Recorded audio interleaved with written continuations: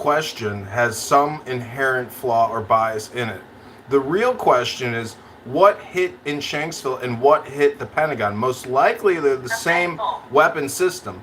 So if you slow down the Pentagon footage, you can actually see a perfect matchup with a Navy guided. It's basically like a pre-drone type of missile. It's a missile, yeah, because it comes in at like it's level to the ground for longer than a football field from the security guard shack camera, and it literally comes in at parking lot level, and literally goes across the whole screen at that same speed. Like, it's not like, a plane falling from the air and hitting it. Like, the plane would have had to been 3 feet off the fucking ground, when it made that approach. Bullshit. You see, there's a caste system within the military-industrial complex. It does deal with officers, and it does deal with mega corporations, but primarily the CIA is at the head of all military planning around the world. They have, I think it's a $60 billion annual budget, and that's annual. So that's $5 billion a month that they get to spend shit on. Do you have $5 billion a month to spend on whatever the fuck you want? What do all the employees at the Pentagon do, at the CIA do, at the NSA do? What do they all do? What was 9/11 all about? What do all these federal employees really do? What do they really do? All they do is clean and organize, and that's it. They don't really do much. 9/11 is the biggest scam, but honest to God, COVID-19 is the biggest scam in human history because of the HEROES Act and all the federal congressional spending, as well as the depopulation agenda of the New World Order, aka Dr. Bill Gates and his minions like Dr. Fauci. So we're living in basically a clown world state of lies. You know that movie Deep State, or the one with Gene Hackman and Will Smith? That was kind of based off of, yeah, all the technology they revealed in that movie is based off of obviously real shit, but now that shit's antiquated. We're living in a world of insane dimensions where people on this app are actually believe that Barack Hussein Obama is going to get chosen as the VP and that he's going to become the president again. But that may sound weird, but when you have a CIA that fields their own candidates, like Pete Buttigieg, the faggot Indiana mayor, who was a special appointed operations warfare officer, he never even went to military colleges or ROTC or boot camp. How the fuck do you let a military officer assume control with no basic training? No basic training. No, he doesn't know how to dig a slit trench. He doesn't know how to field machine guns, throw hand grenades, shoot rifles, pistols. He knows nothing. How the fuck? It's because of the CIA. It's a caste system of faggots. I'm telling you. It's faggots up and down, but there's a lot of faggots at the top. Hey, Doc, I hate to ruin your parade, man. Just listening to you guys, and Uncle Ruckus, you know this. I'm finishing up my master's in public health. I have a specialization in epidemiology, and I'll be done next two weeks with my master's, excuse me.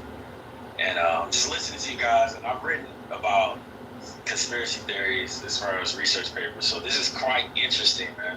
I'm listening though. I'm not here to argue or anything. I'm just saying, like, I've heard this before.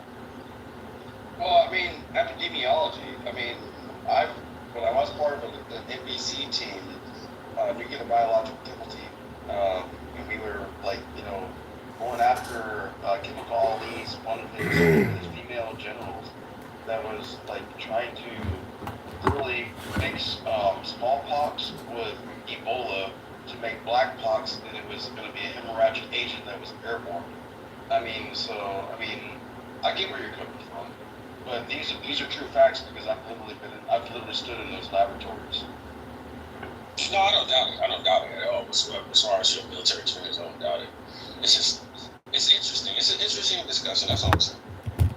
Listen, this may sound ridiculous, but it's a business. You got to understand that everybody who went to West Point, VMI, the Citadel, the Naval Academy, and 150 other colleges that do ROTC, if you make it to a colonel and you get out, you're guaranteed to make $400,000 a year as a defense contractor. Guaranteed. It's a big business because there's so much money involved and the profit margins are that good. There's no business like selling rifles and rockets and bullets at scale because you can charge the government carte blanche. So I'm just saying that, there is a guy on this app who's fucking blind. He's literally fucking blind and he's making $100,000 a year as a defense contractor because he has a disability. Many of you may know him. He's a nice young guy.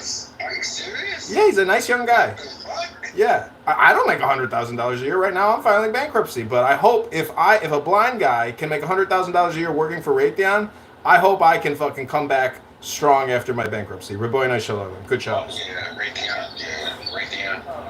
Dude, I got offered a job from them in Palm Bay, Florida. And yeah, man,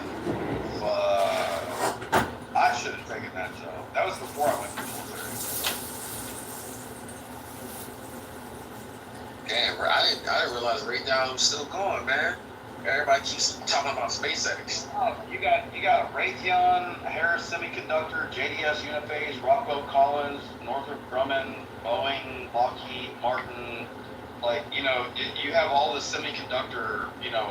They're mainly based in like Brevard County, Florida, because they used to be like the supplier for all the components for the space shuttle, and then NASA ended up giving away its governmental control to public control for SpaceX when it went against, Boeing and Lockheed for who's going to get the contract to run Kennedy Space Center. So, but dude, I worked, my ex-stepdad was a comptroller for Harris Semiconductor. And dude, I've held parts that were CNC as like machine parts that are on Mars because it was a part of the very first robot that was put on Mars and it got stuck on the rock called Yogi. I mean, I've literally touched parts that are sitting on Mars. Oh, that's dope. That's dope, man. That's dope. I see my sister Beth in the audience. How you doing, Beth?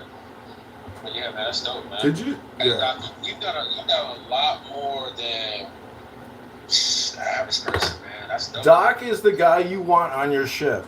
He's the man who can fix anything. He can lead people, and he knows how to chill out and like have fun. So he's the guy you need on your team or your crew. He's the guy that can crack the safe. He's the guy who's got the can-do attitude. He's the guy, who's going to save your life. And how many people's lives did you save, fighting Islamic jihadists in Iraq? Americans are local nationals. Just go with Americans first. I mean, I got one award that I can show you where it says I saved 5 lives in one event. What was that? That was that movie with the guy who keeps going up and down the cliff, bringing bodies down in World War II? What's that movie? Oh, Dobbs, Hacksaw Ridge. Fucking Private Dobbs, dog. You are Private fucking Dobbs. Who? No, nowhere near. That dude, Hobbs was like the Audie Murphy of all combat medics. Right. And does anybody here know who Audie Murphy is? Yeah, I don't. So Audie Murphy is distinguished with having the most number of confirmed kills, I believe, in World War II, and he became so famous. Most highly decorated. Yeah, most highly decorated. He became a celebrity in America, and he went into Hollywood, and he became an actor. It's a really interesting story. If you've never looked up Audie Murphy, you should read about He him. wrote a book called To Hell and Back about his adventures, and then he turned it into a movie, and then they casted him. Yeah, so He became an actor. if you like nostalgia or American history, look up Audie Murphy. It's a real success story of victory and courage and strength, all the positive attributes that the LGBTQ brainwashed youth of today need to be reprogrammed with in Republican concentration camps and re-education facilities. If you guys don't mind, can we reset for my sister Beth? She just came on the stage, Doc. Beth, we love Beth. She doesn't like me. Wait, what? She doesn't like you? What? Doc, you are crazy. We love Beth. Oh, y'all tripping, man.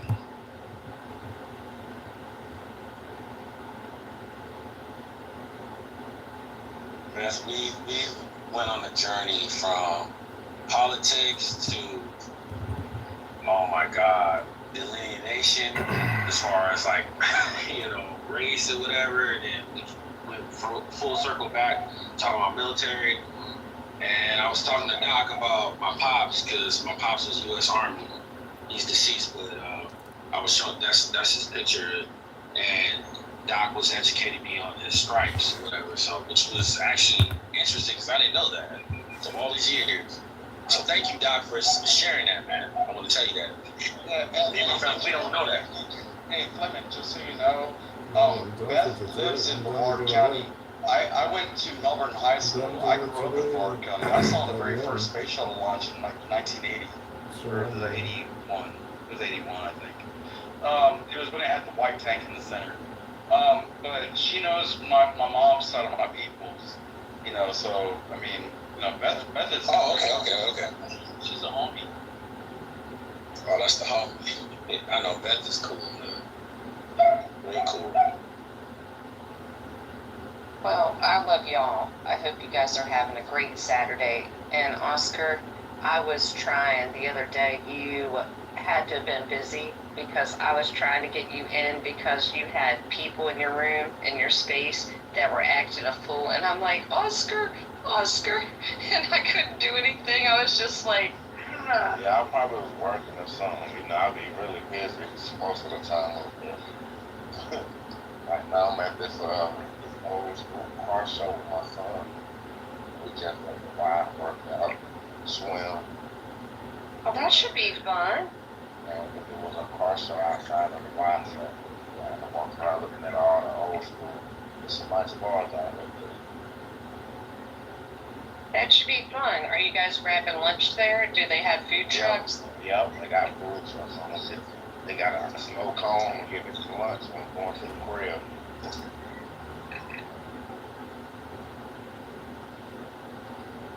Hey, is it mainly old cars or new cars? It's mainly old cars. It's like a couple Corvettes. It's all old school. Hey, I'm looking for a 1952 Ford two-door convertible. I'm willing to pay up to like 35 grand. If you see one, holler at the motherfucker. Yeah, I'll let you know. They got some nice, man. I'm gonna take some pictures so I can show you. Aw. I love my classics. I love my bubble cars. I love my lead sleds. I love the fact that in the background you could hear on Oscar's phone that they actually are speaking and saying thank you to all the volunteers, everybody there. That's so, we've got to get back to that. How are the youngins doing today? Do you got to hang out with them, or they out with their friends? They're still both in bed. At 12?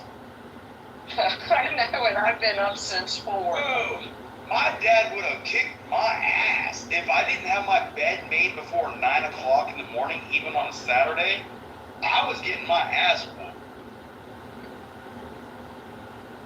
Yeah, I'm gonna do a little Texas Roadhouse today, and then do that thing and get going with the day.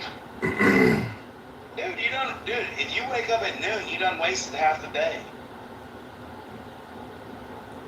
I'm already done with my day.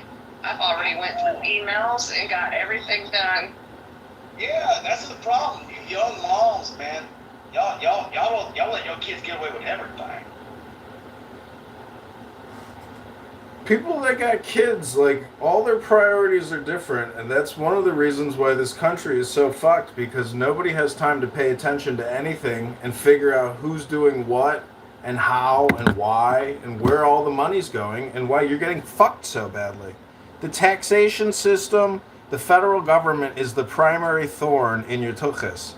If you want to go inside your anus and remove the thorns and make a rose blossom out of your butthole, you have to start going within and knowing that you're getting fucked every day in every way. The republic is constantly being degraded, eroded, and eliminated and squished. You're in that republic. Your social security number is the real network identity of who you truly are in the system. So the more greedy you are, the more you want, the better life you want, the better it is. There's a book, it's called The Practical Necessities of Demanding Everything. It's your right and responsibility as a patriot, blood baron of this nation, this republic, which is founded on blood, to demand more and stop the looting of the treasury and start either getting yourself into office to get a pension or find some other way to essentially raise up your standard of living and live the good life now. Raboy Shalom. Yeah, and it goes back to, I was taking a piss when Uncle Ruckus was talking about like the VA, and I told you I had a plan and I had to go on mute because I had to pee. But like honestly, Uncle Ruckus, like when it comes to the VA, we have Congress. If you serve in Congress in DC, House or Senate, like you're gonna end up getting free health care for the rest of your life. And I would like Donald Trump under an executive order not to change the fact that they don't get free health care for life. I would just make them have to get it at a VA hospital or clinic. And I want to see how much congressional funding ends up going to the VA, getting new MRIs and upgrading the quality of care. I think that if people start having to, like, if it's good enough for a veteran, it should be good enough for a fucking Congress. Come on, man. If it's not good enough for fucking Congress, it's not good enough for a veteran.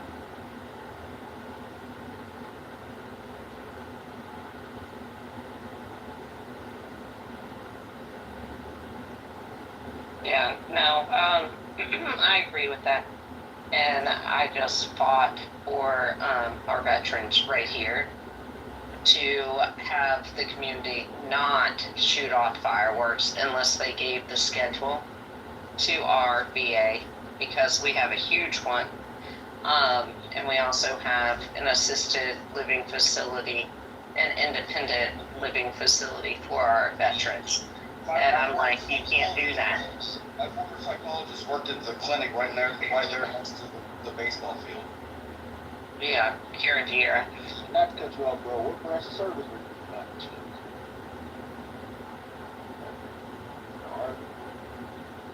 in? Yeah, I'm Doc. Oh, I was a combat medic. Everyone just calls the medic Doc. If you want to call me by my name is Brian. Yep, right. Hey man, so are you voting for Trump or Biden? I'm not voting. I don't blame you, bro. Because I feel like America, Russia's about to win that war over there. Then like Russia and all the other countries, they might invade them there. It might be the first time in history America gets invaded. And I think America might be like fucked over, bro. Like Ukraine is already fundamentally ruined. It's wrecked. It's destroyed. It'll have to be rebuilt. Waste all our money and resources, so America's fucked. Like the services we now they let gay people in there respect. No, this country's not fucked. You know why? Because the giant oceans which defend it and the unlimited amount of money that we have and how shit rolls downhill. Did you know that? You still got it real good in this country. It's the third world shitholes that want to come here. That's the truth. Hey, how do you say that? Trey Davies? Just call me T. You call me T, bro. Alright, T-Dog. Bruh, like, dude, what happened in December of 1941?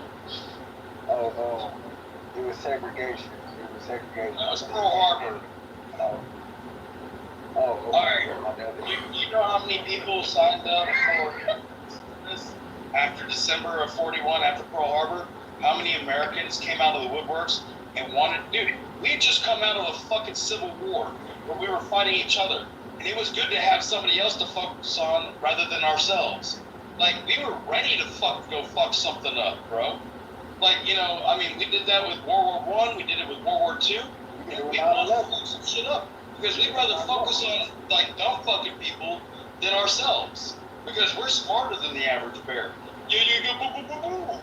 said it was the nigga last day. Whoa. But see, I want to let you know that America, right? See, that sounded crazy. That last Okay, one sounded crazy. Okay, hold on one second. Yep. I just wanted to say to you, even out of politics, right now, the U.S. is working hand in hand. If you want to look at them like they're walking down the street together, to try to get back this mission that Boeing's sent up with 2 humans on it. They are walking hand in hand. People need to be able to work over politics.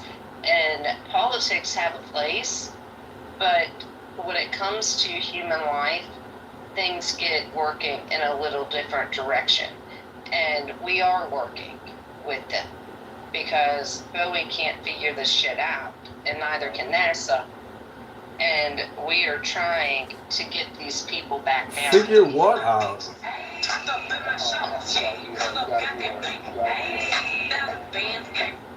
Okay, so I got a question. So you being a woman, you're a proud American, let's be real. America is good on racism, and I'm not getting you to make us spin, but I just want to say this: America has somebody they have to be mad at somebody in America, correct? So I feel like they open these borders up and give these Biden checks out to these fucking Mexicans. That's what we all need to be mad at right now, because America has to be mad at somebody. Y'all can't be mad at niggas no more. So we have to be mad at Mexicans now. Black folks, white folks, and anybody else, we have to be mad at the Mexicans that has been let in through this border. Because I'm tired of turning around. I see 5 fucking Mexicans in a goddamn clown car going in the store buying everything while I'm over here fucked up with my family. Can't afford shit. Hey T, let me ask you a question then. Alright, so like 1969, you have the Civil Rights Act, blah blah blah, desegregation. Well, you can't say blah blah blah with that. Then now you're giving a racist vibe when you say blah blah blah. Civil Rights Act. And you kind of told yourself. I'm saying history. How about that? Okay, yeah. But then we get those same kinds of benefits if we just renounce our citizenship and then come back. Why are you interrupting me? Yeah, I'll let you know. I'm looking My bad. What I'm saying is, from civil rights, history, to where we are today. I mean, dude, I'll be 50 years old next year. That's 6 years older than me. So that'd be 56 years old since, desegregation. I never knew any of that growing up when I was going to school. All the people in this room would have been my classmates. There's no difference, bro. But now,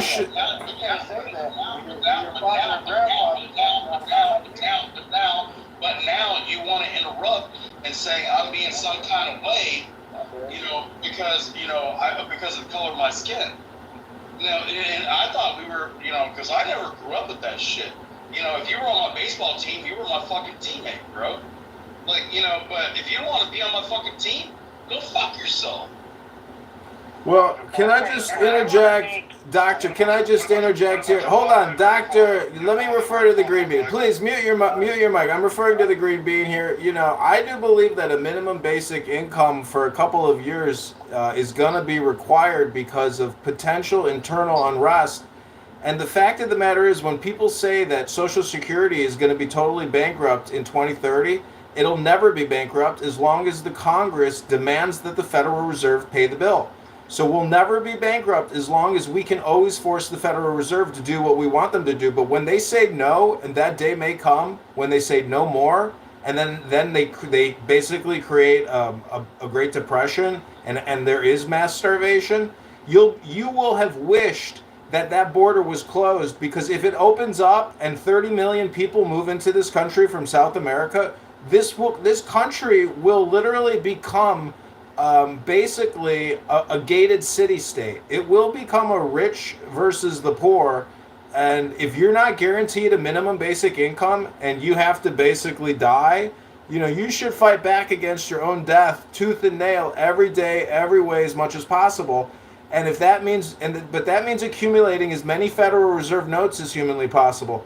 So try to make more money, but protect your money. But protect it with wisdom and intention and professionalism and seriousness, and you will be undefeatable. You'll be unconquerable. So what about And You said a whole bunch of nothing, man. Well, I mean, actually, he's not wrong, but it's not all about money because I've got like 100,000 rounds of ammunition. I can be like, 1, 2, 3, fuck you. hold on, I want to respond to T. Shoot yourself. Excuse me, sir. Hold on, wait. You said I was shooting, bro?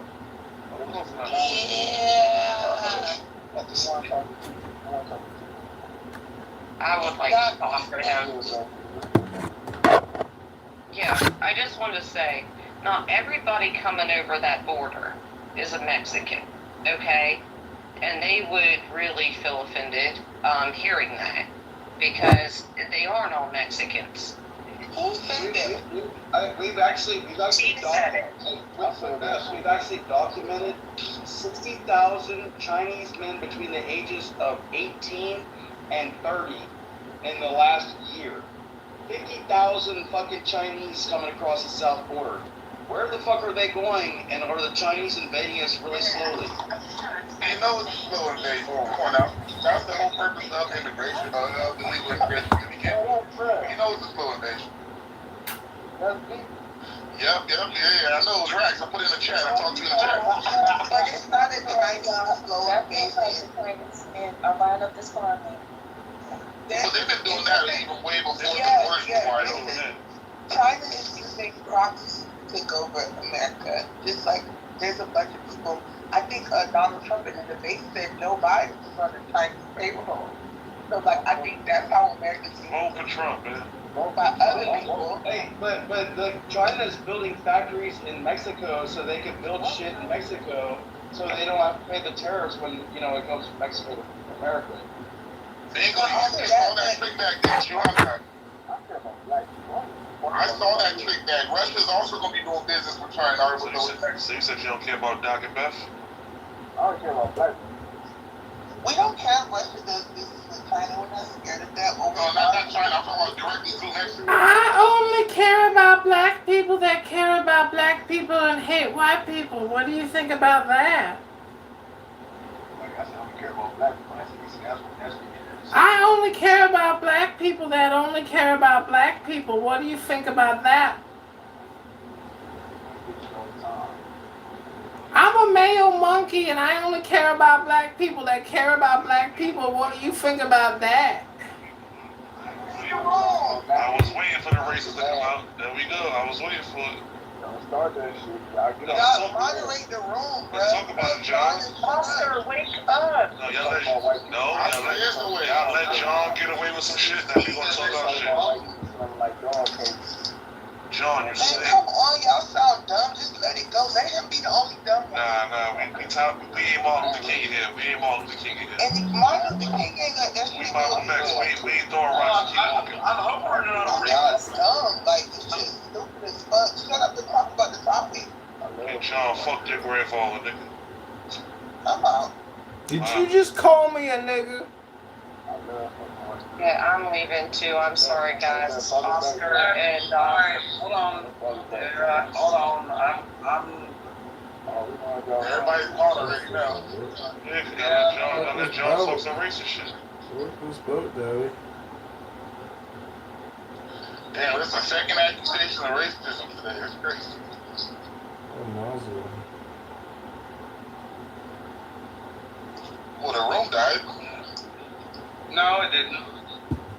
Who got kicked? Nobody died. Nobody died. No one died. People's emotional flares came up because they got mood swing disorders. They hate being talked down I think to. it was Thresh really, I think Thresh really started tripping. I want to know, Uncle, you said you called John a racist. What did he say that made him racist? I said the second racist accusation, number one, I was waiting for my phone, so I didn't hear much. So when it come down to the second one today, you didn't just hear John say something about you fucking monkeys. You didn't hear that, Doc? I actually didn't hear that, Doc. I was talking to Doc, because Doc was here the whole time. He tried to act like John didn't say it. I'm asking. No, I'm asking. Did you hear him So say that? if I call you a monkey, you're a racist, right? Just want to make sure. I never called nobody a monkey, nigga. I said I'm a male monkey. Like I can't use a word. No, you can't, Doc. You can't use that. Why? Are you politically correct? Because I'm not politically correct. I have a mouth like a sailor. You making an accusation which I didn't say, Poe, so fuck you, nigga. Yes, you did. No, I didn't, nigga. Yo, bitch, you fucking big ass bitch. Oh, boy, just shut your fucking mouth. You ain't Edgar Allan. Yeah, keep going, man. Let's see, I bet y'all run that. Hold on. You gonna see how You think I'm, dude, I've already said that I say the N-word. I ain't scared. You ain't never say that. Fuck you, nigger. That's not good hanging around with me. I love it. It's like, Hold on, who said that just now? I should be stop. You just said that word just now? Beautiful saying about that word. You guys ruckus? Oh, you can pick it up now. Hey, These are crackers you hanging out with, D? Nah, I need black. Because they started making fun of it. In the Bible dictionary, the word nigger means black. So you could call me anything. Hold on a The second. other ones made it bad. Hold on a second. Like we do now. Like, what's up, black? What up, black? Please hold on a second, niggas. Niggas, please hold on a second. I just want to let you know that. Niggas, please hold on. I'm a radical. Niggas, hold on, niggas. I'm a radical philosopher, niggas. I came to teach you about emotional intelligence and psychological re-education, niggas. I came to speak the truth of the Lord inside your tuchus to give you the soul of God, transcend you above your niggerdom. He proven I think Charlie's black, bro. say it again. Say it loud, say it proud, nigga. I am not black. I am a man and I am a son of God. I am a son of God. I am a man, nigga. Where did all this racism shit come from? Hello? Hello? I can't step away for 2 fucking seconds.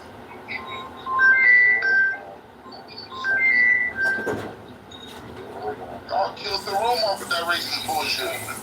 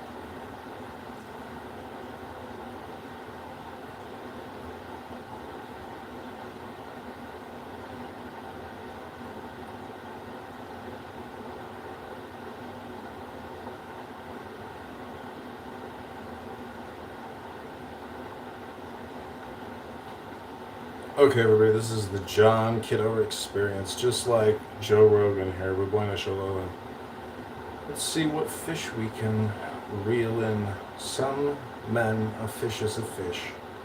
Some men are fishers of men. And some men who fish for men are not faggots. Let's see who we can fish. How did that fish get on that wall there? It opened its mouth. Welcome to the John Kitover experience. Hello?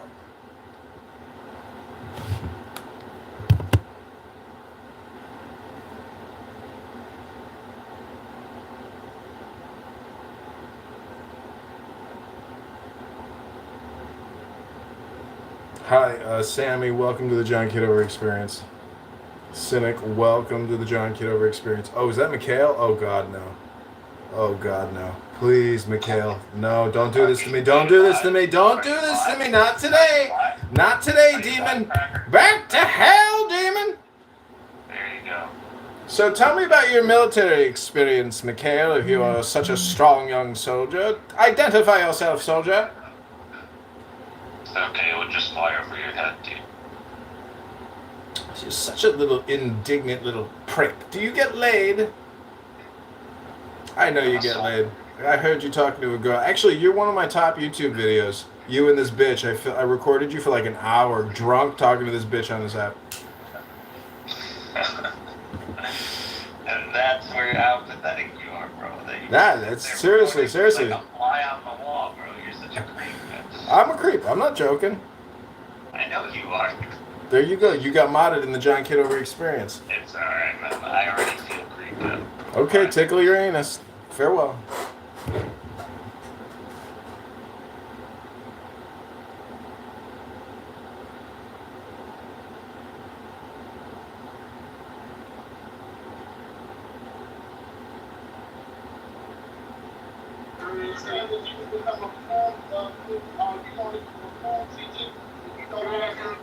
Writing, and honestly, you don't know exactly what you're talking about. That's right. If you be the best of the class here before, especially if you got reform books, just get your money back on making your own reformer. If I block your bitch ass, do you complain? Like, why you want to be around me so bad? It's weird. Hey, Black. Hey, Black, I really enjoy your analysis with all your rooms and how you just ramble and run your mouth and say this, then say that, then you say the opposite of what you said, then you provide more analysis. You're pathetic, bro. Your Instagram sucks, your YouTube sucks, your Clown House game sucks, your analysis sucks, your opinions suck, your political insight sucks, Lakers suck, you suck. Black, you suck. Thanks for that. Appreciate it. With the initial suggestion, This is another one. I mean, I'll be honest with you. 10 is actually more intelligent than you, Black. Black, do you know 10 is more intelligent than you? And I think 10 is one of the stupidest people on this app. Did you know that? So this dumb motherfucking nigga, 10, will go on and on and on about the stupidest shit in the fucking world with his dumb Jamaican accent, and he's still smarter than you stupid nigga.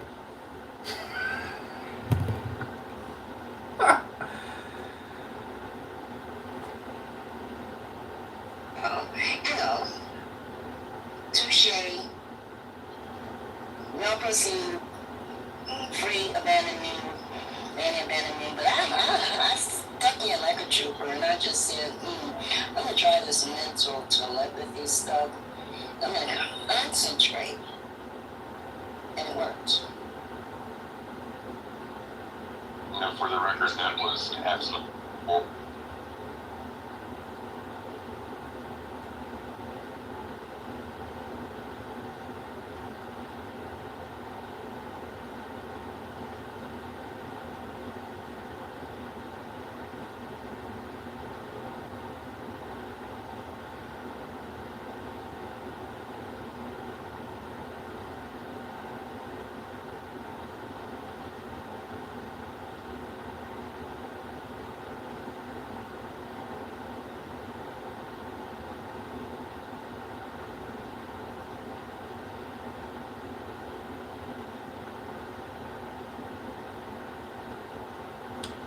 Oh, everybody, this is the soft H versus the hard R. I'm trying to cultivate black spaces here on Clown House to show black people what Buddhism and Hinduism and psychological self-actualization means in terms of the sticky hair baby, or essentially the mongoloid baby, or what you might call in parlance in terms of some of the niggas in Florida, what they like to refer to as nigger pygmies. But I should learn. Welcome to the soft H versus the hard R, monkeys.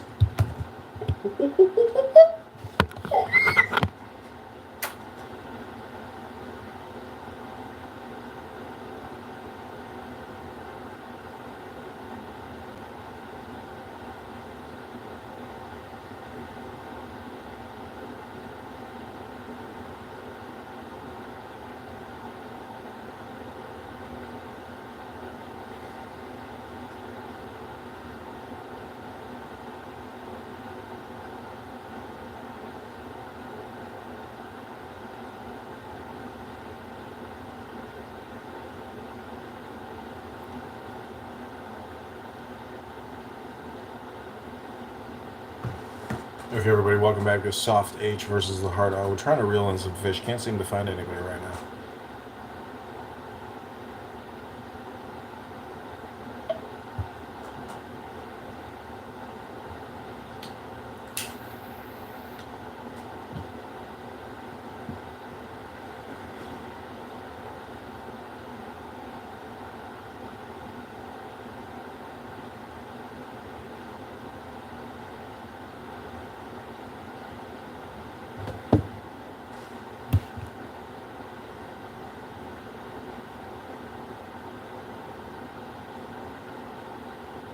brought it as an expense vehicle like it always has been and not compromised on the quality of the vehicle.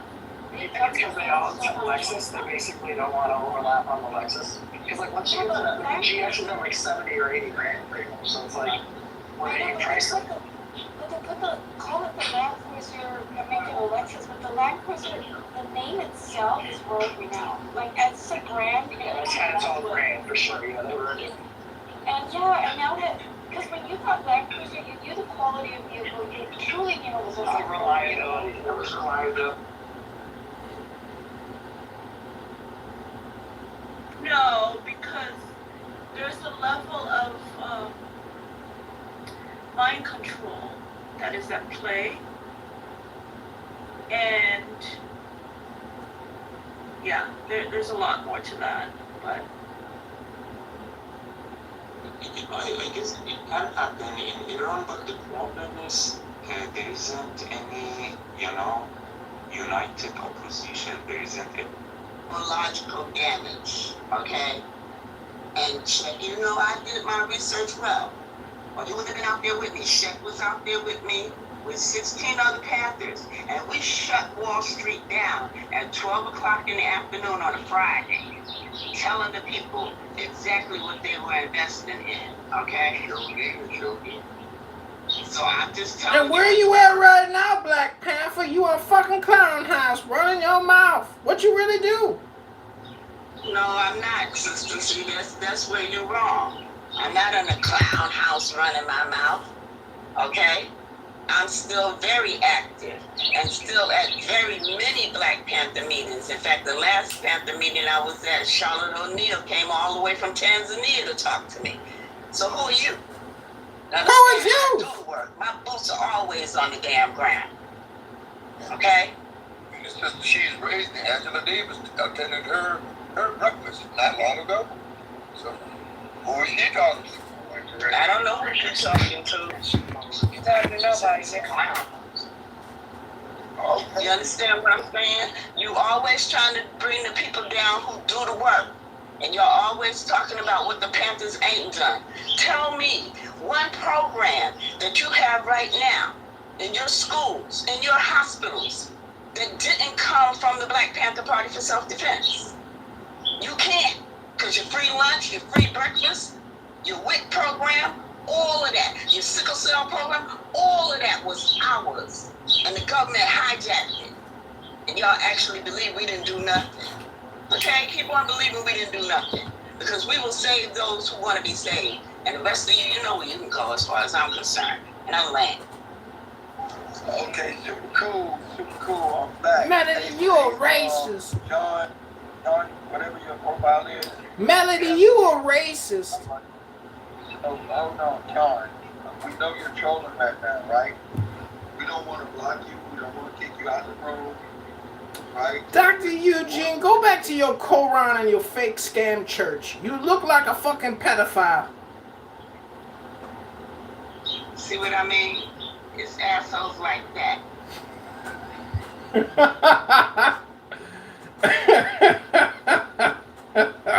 It's assholes like, see what I mean?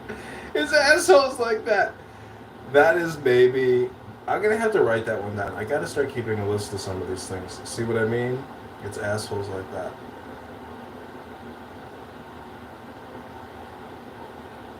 Come on, what's up, John, Edmund? I need you to get up here and be more Pacific. Be more Pacific with the hypnosis, bro. More Pacific. Hypnosis is 2.5, bro. Shit. Shit, Tom, man. This guy is time. That Mr. Love, man, he's good people. I like him. Everybody scared him like, he records and pop. I'm like, Clubhouse is recording you and actually making money off your ass. And you're worried about this dude who's just recording. Yeah, I'm just like an independent film producer. That's all I am. I'm like, Clubhouse is doing way worse shit with your voice.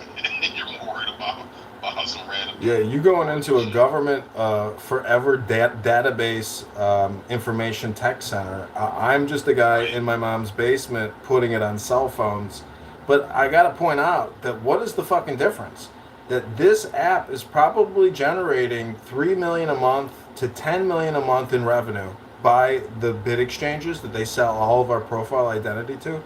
So, I mean, I make no money, but I hope one day that at least my artistic endeavors appreciated, if not commercialized. But technically, I have been putting a ton of data into the Facebook meta or into their data exchanges itself. So it's possible as an independent publisher and filmmaker, I can monetize my libraries and my catalog and make a lot of money and retire, because not only am I spamming here, I'm spamming all of you and myself everywhere else. So what I'm trying to say is, like, every man has to have an office.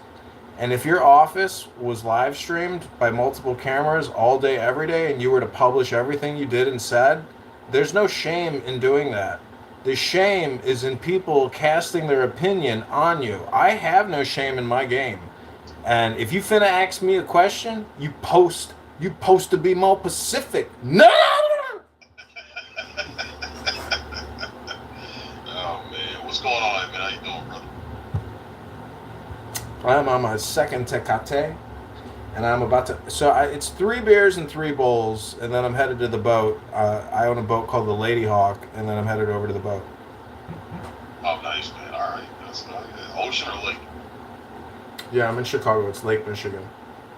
Oh, lake. Okay. Oh, okay. Oh yeah, I forgot you are in Chicago. Okay, yeah, you're right. Shit, you're right around the corner, man. Couple hours away.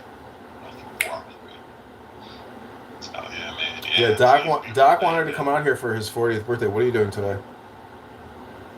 I mean, his 50th. Yeah, I'm on call for work, man, so I'm probably gonna find out before the night's over. For work, so.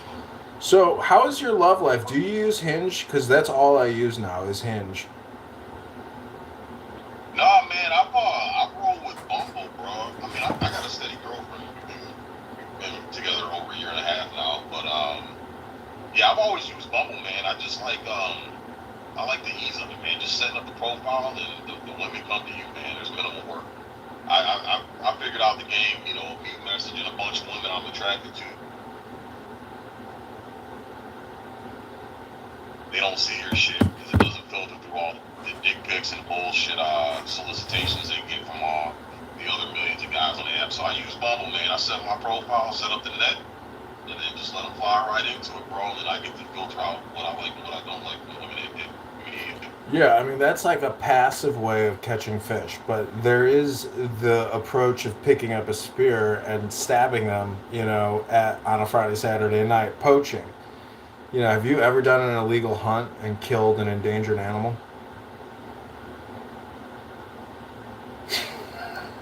Nah.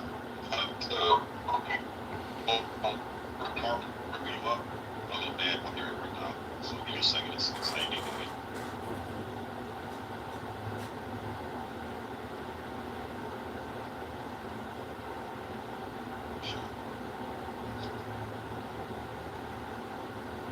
Should be getting better here.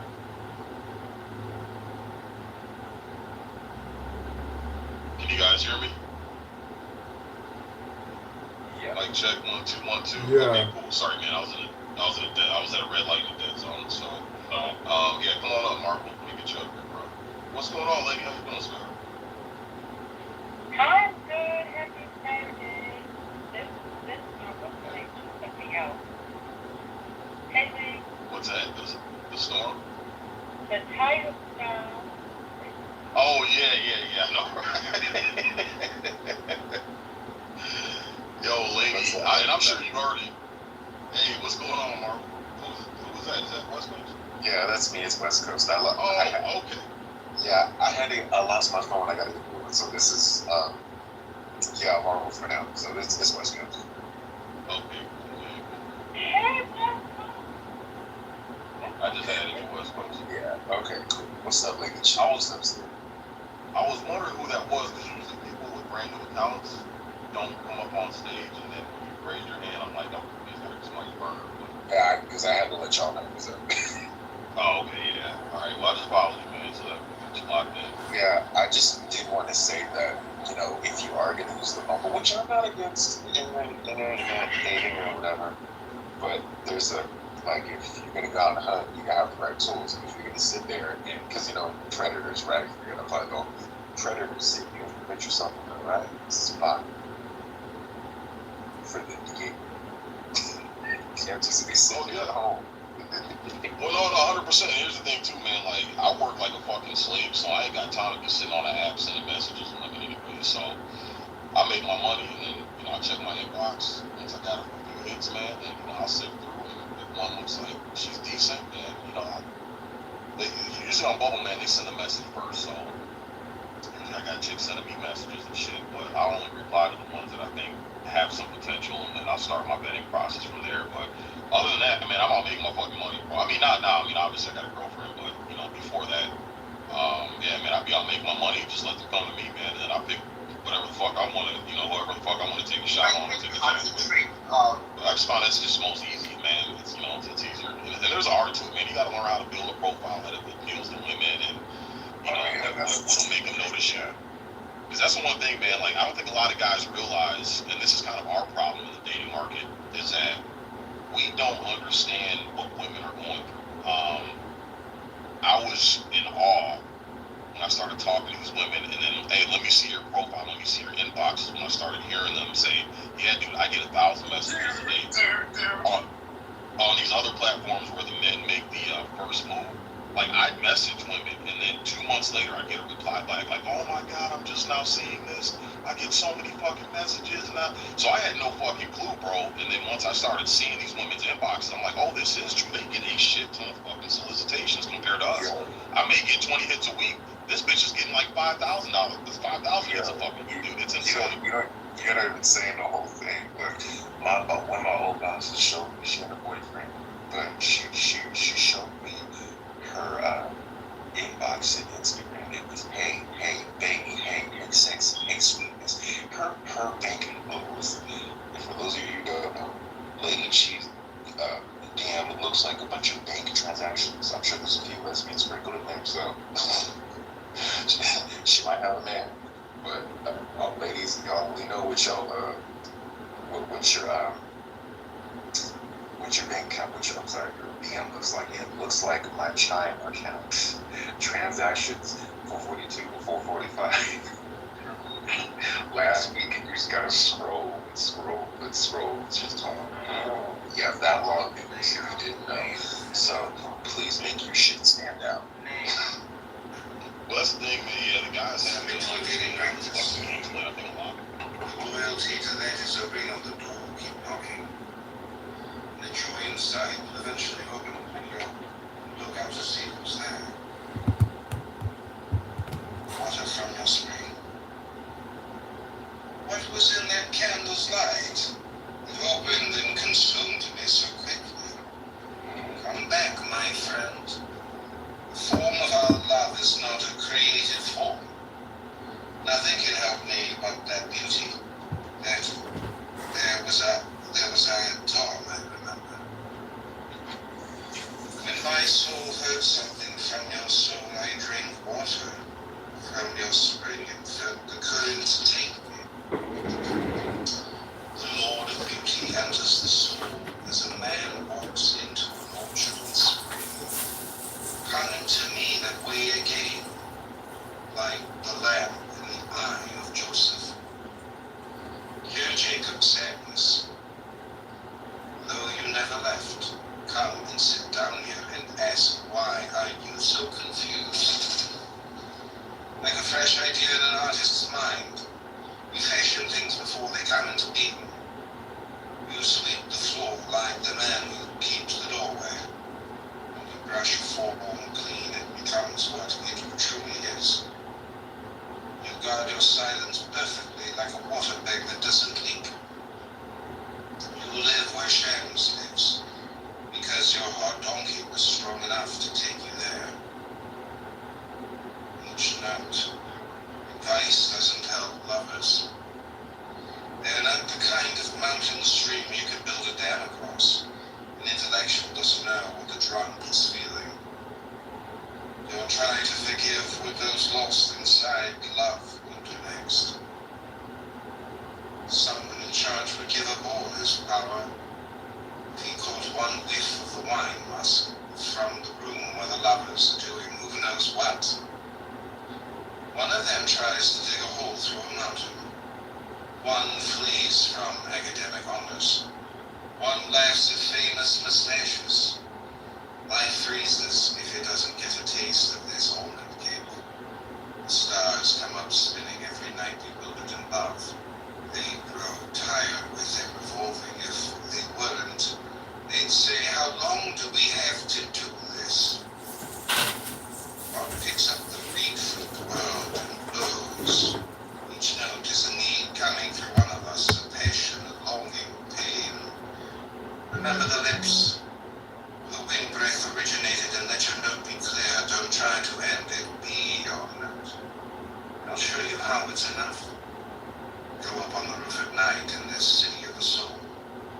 Let everyone climb on the roofs and sing their notes. Sing loud! Granite and wine glass. You are granite. I am an empty wine glass. You know what happens when we touch? Life like the sun coming up laughs at a star that disappears into it. Love opens my chest and love returns to its confines. Patience and rational considerations leave. Like patience stays whimpering and feverish. Some men fall down in road like dregs thrown out.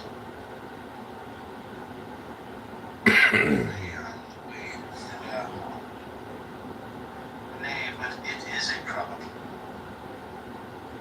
This has been going on for a very long time, and it all has to be exposed. Absolutely. I had gotten a question in DMs, and actually I see Jack or Dale up on stage, where do I find parts 1 and part 2? All my spaces are recorded, and I save the entire space with all the contributions from the comment section and everything in my highlights tab. I did put parts 1 and 2 down in the purple bill, so you can find that there, so you don't have to go search for it in my highlights tab. But yeah, I save all of those so that people can get, people share a lot of stuff in the comments, so I appreciate that. Jawar, go ahead. Glad to see you on stage. Thanks a lot, Bill. Top of the world, everybody. New York, the next third world country about to be dead. And about to start the movie Escape from New York 3.5. Subtitled, The Neighbors is Leaving.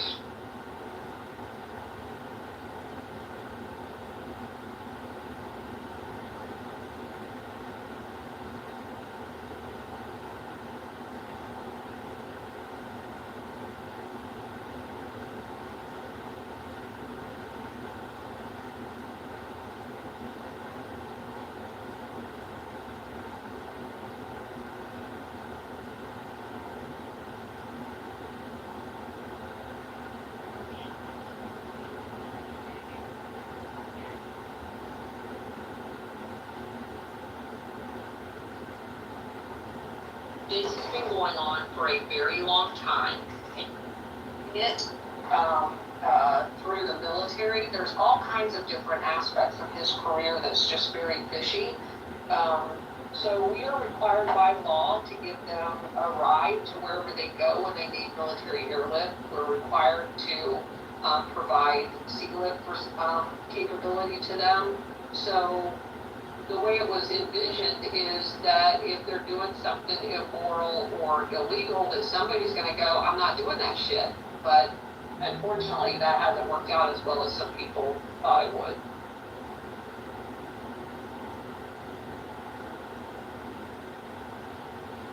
I want to go down to Jeff, then we're going to go back to Ken, and then we're going to wrap the space up, guys. This has been a great discussion.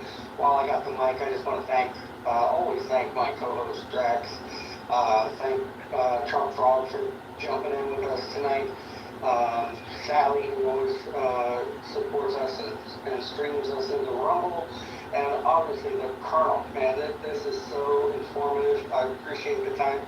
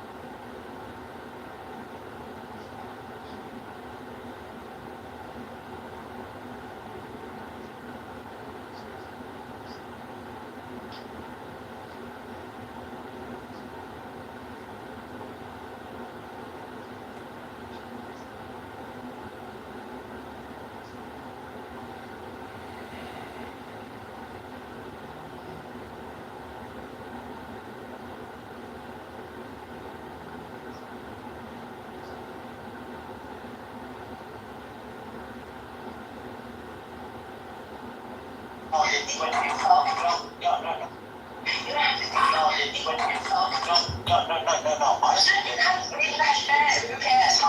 It's when you attack my community. That's when I get pissed off. No, I don't care about your community. I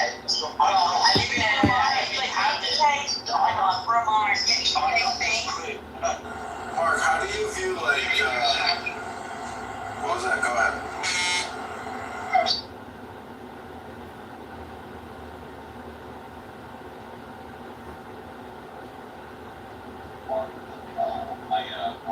Yeah, no clue where he was. Didn't appear to. Oh my God,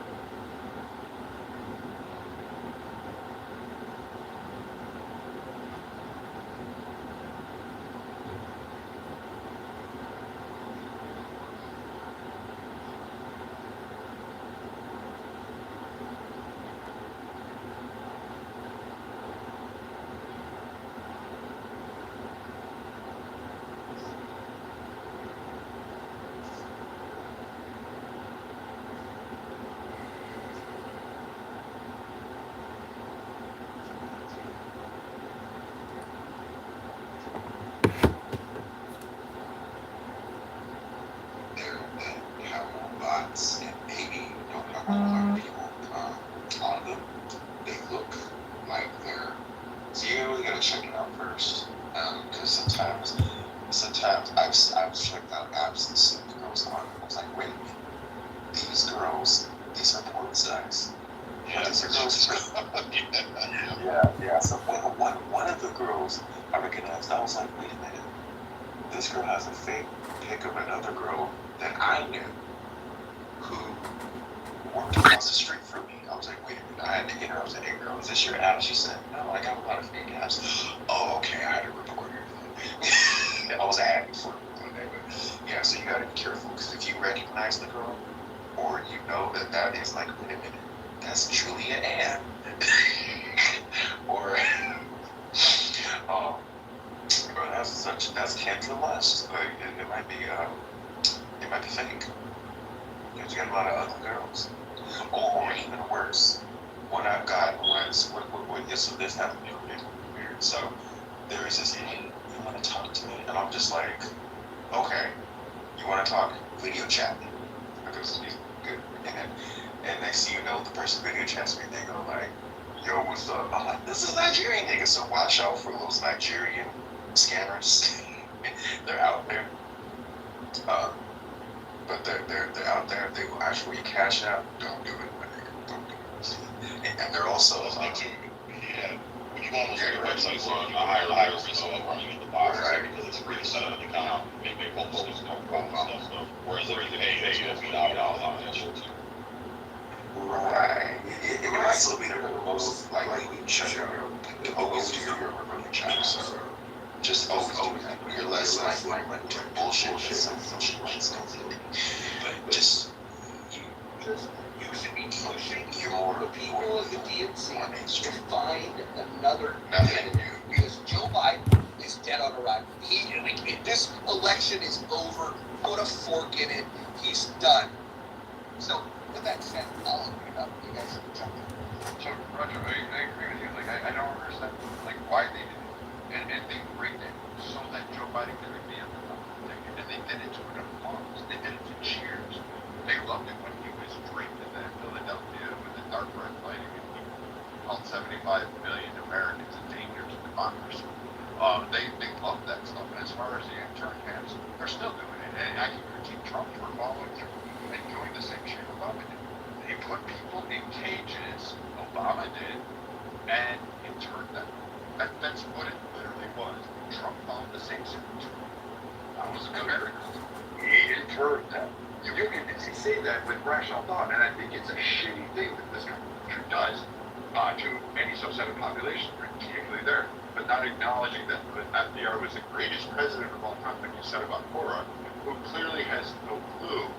And it sits there and says, well, it was justified. Or you have someone in the chat saying timelines matter and context matter. So for all the Well, that's not even the worst comment from the chat. The worst comment was, Roger, how are Americans treated in Japan? Wait a minute.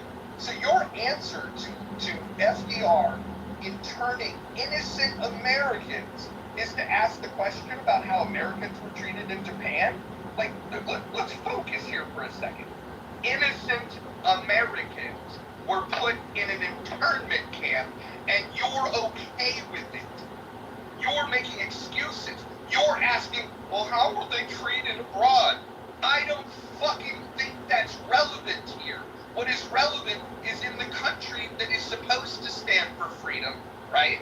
In the country that's supposed to stand for freedom, FDR put innocent Japanese Americans in internment camps, and Democrats do not like when you bring that up, which is why I'm going to be bringing it up daily.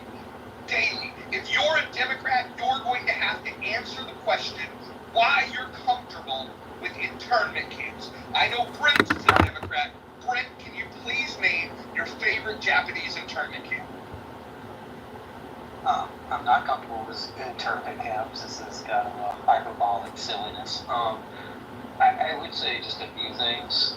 One is, the elections are not over despite the hyperbolic silliness of this. I mean, I would say Biden still got a 1 in 3 or 1 in 4 chance of being the next president. I mean, if you look at the polling data, it really hasn't moved a ton. I mean, it's moved some, but it hasn't moved a ton. So there's still, there's still some chance Biden to win the election. I think the question Democrats have to answer is, would it be more advantageous to go to Biden and ask him to step down and go through a process of an open convention and those sort of kind of, which could be a good thing, could be exciting, could be bad things, but is that kind of chance of an open convention, have somebody raise that 1 in 3 or 1 in 4 chance to 50% or maybe 50%?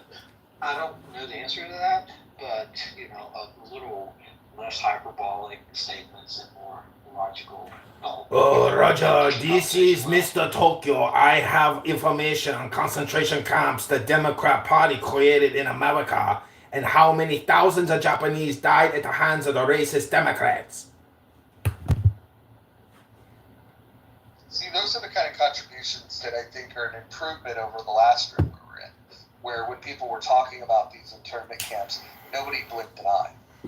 In fact, the Democrats in the room, these tolerant Democrats, they just sat there, as John Mellencroft said, and I quote, "I feel sorry for anyone that's not an old white guy." Very, very, very crazy statement. I wonder how that makes people that are not old white guys feel. It's just an incredibly odd space. You haven't heard. I just wanted to say, I think Brent's favorite one would be Heart Mountain. I think that one, the one with the most deaths on there, because clearly he just like, it's just hyperbolic, and then spun away from directly answering or commenting on it. And again, like you said, Brent's an old white guy who thinks he's going to be just fine because, rules for thee, but not for me. And that's the logic of the DNC. They don't want democracy. The DNC, the Democrat Party, has not displayed one shred of democracy at all. You don't want to adhere to a rules of the primary. You allow the candidate to basically buy a primary or buy your party line. And it really is vote blue no matter who. It's party before policy. And, for as much critique as these Democrats like Brent and Cora and John, they throw out there at people, you are worse than them. At least they're saying, I agree with Trump's policies and fuck the party. You guys are like, I don't care if I could install Hitler, I'm going to vote Democrat. If Hitler was alive today and an actual Democrat, you would find a way to support. I have no fucking doubt about that shit. I guarantee you, if we brought Fidel Castro to this country, put him on a Democratic ticket, you would be in there. Pol Pot, Stalin. You guys would cheer on Stalin. Like, you would have flags in the streets. You would have LGBTQ signs everywhere. You would do Stalin for life. You'd want to crown him. And you would have the woke tards like Brent cheering along, talking about how great he is while stuttering and mumbling. That is literally what you see. The sad thing is, I have never heard somebody take so long to say so much stupid bullshit. the sad thing is that the Democrats' plan, and I'm not a Trumper, is just to wait for Trump to implode. And it never happened, right? When all they threw at him, and when even with more to come, he's a pretty resilient guy. You should know that from 2016. And it was a lousy plan. The Democratic plan is to face reality, to face that it was a piss poor performance, but to make a rational judgment about what gives you the best chance to win an election. State was an incumbent presidency that has, or traditionally has, electoral benefits or go towards an open convention. Frankly, I would think having somebody approach the president and ask him to step down would be the right thing to do, but we'll see. Well, no one knows the future, but what is obvious is the emotional meltdown of the Trump derangement syndrome people on this app that literally say, I hate Donald Trump. If you say that, you should do personal self-reflection and possibly self-actualization, rehypnosis, or reconditioning, because the hate in your heart is a reflection of your unincorporated shadow. Get your life together and stop being a little mood swing disorder anti-intellectual retard who can't balance the books. I mean, the country is sliding down the rails and people want to just keep the party going. That's fine, but let's call a spade a spade. The Federal Reserve will pay for everything, I'm sure, right? They're going to pay for everything, yeah? Yeah, I mean, it's fascinating how less than 4% unemployment and a stock market that's going through the roof. I don't know if you looked at your stock holdings. Mine are doing outstanding. A stock market going. What's it going to be like when you die and you look at your cell phone and you never spent your savings because you don't know how to live life? Brent, I've heard you run your fucking mouth on this fucking app for a long fucking time. Suck the gefilte fish out of my Ashkenazi cock, you stupid little puppy bitch, you fucking stupid fucking moron alert. And I'm the one that has emotional problems? Yes. Interesting. Yes. Hold on. Order. Could I just respond to Mr. John? You can't, but hold on. Listen, I just want to, anyone that's out there touting this great economy is certainly not looking at the market. First of all, just because you think that your 401k has survived up until this point, that you think this economy is strong, you're not paying attention. I don't know if when people say this, I can tell that they don't actually look at the market. They don't understand what's happening in the market. If you look at what Nike has done through the pandemic, through this time, where there's a lot of money that was printed, a lot of money that was put in the hands of people, they printed money, we spent it, and it kept the economy afloat. So you can look at what's happened over the last couple of years with retail companies like a Nike, and you can see that they did okay. They actually had a good time. But you know why Nike stock is now going to go into the toilet? It's because what they're projecting in the future, because the money's gone. The money's gone. So Brent, I don't know if you're misinformed, uninformed, or if you're just shilling for somebody. But the truth of the matter is, it hasn't hit you yet. It's going to hit everybody. They're saying that by the end of the year, the S&P could be down 30%. Which, by the way, that wouldn't break my heart, because that'd be a good time to buy the S&P. So you have to understand, you can make money in a bad economy. You can lose money very rapidly in a bad economy. You can also make money in a good economy. You can also lose money in a good economy.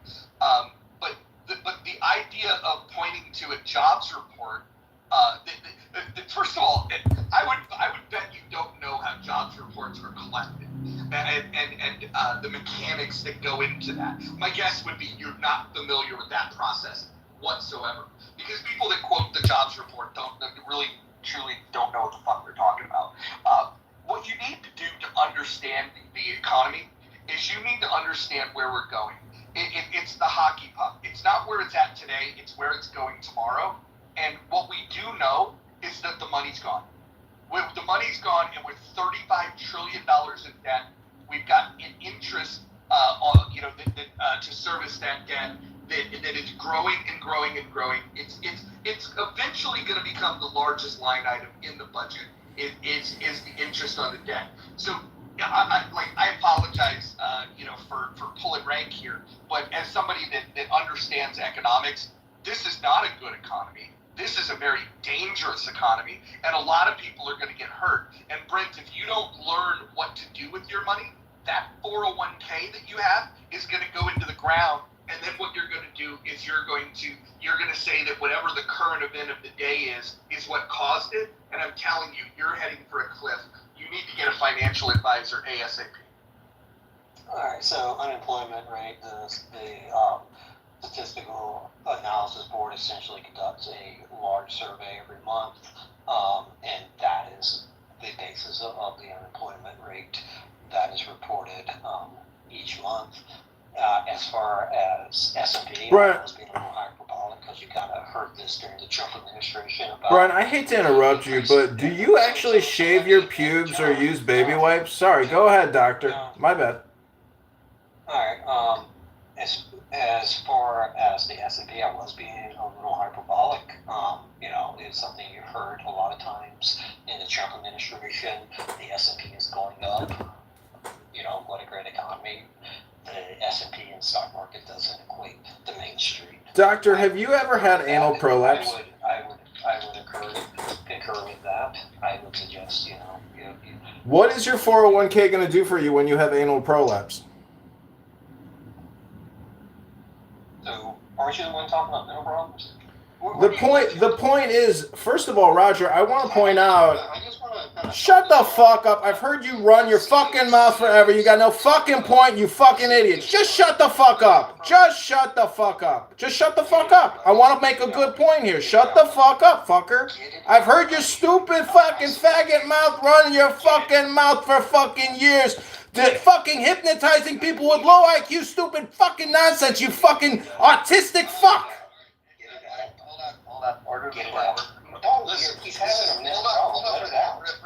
Brent, I'm going to let you speak uninterrupted, I promise. He interrupts again. And John, Edmund, whatever we're calling you today, look, this is not healthy debate, so I'm letting it get a little spicier than it typically does in here. But I'm going to ask you to be a little more civil. I don't want to lower the energy. And you might think that that's tone policing, but listen, I'm a self-correcting ship. I'll follow your guidance, but please be a great mod, and I will be a great guest. No, you're the energy I love, but some of the you're at a 10. I need you to be at an 8. If that's okay. So I appreciate that, Roger. I think allowing a forum for people like John and Brad to kind of input occasionally is healthy, and I hope you find help, for both of you. As far as back to the points I was making, the S&P isn't Main Street. I would agree with that. As far as how to invest, that's up to you. I just try to do something I love and, invest over time in index funds and stuff like that. But however you want to do it, whatever. But the point I would make is twofold. One, this country is in a stronger position than any other country on the globe. It is competitive. If you look at demographics, if you look at GDP per capita, far better. Next, China GDP per capita is around the size of Mexico, and their demographics are just horrendous. They have further much worse systematic problems than we much better competitive advantage than they are. And the other point is, going back to the political question. Do they have thousands of homeless people sleeping on their train systems and 50,000 Venezuelans sleeping in the streets, you autistic little faggot? All right, hey, John, hold up, Brett. John, when I said dial it down from 10 to an 8, that was... I've worked in radio before. I'm sorry. I'm always at 10 on a Saturday. I'm on my third Tecate. Pardon me, Brian. I know I'm being aggressive, but can you just make your fucking point, faggot? Hey, all right. There's always a line. Always a line. And it was crossed.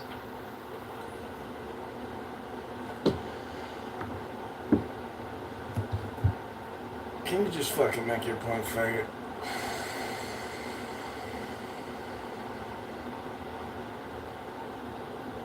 I guess I crossed the line with the word faggot. Hey, faggot.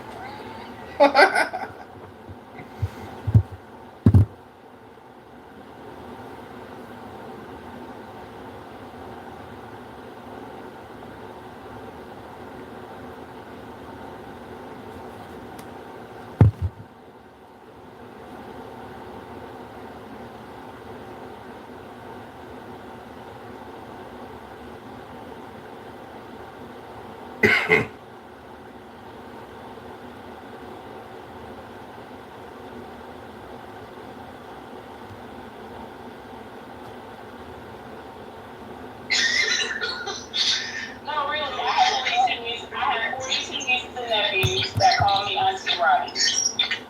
Okay. Like her, I grew up in the African American, Baptist tradition. I'm still a Baptist preacher. Growing up, you thought that the old people in church had no sin whatsoever.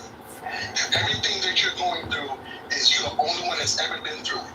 You're the only one that has had sex before marriage. You are the only one that has had these impure thoughts. You are the only one that has done whatever sin you can think of as a teenager.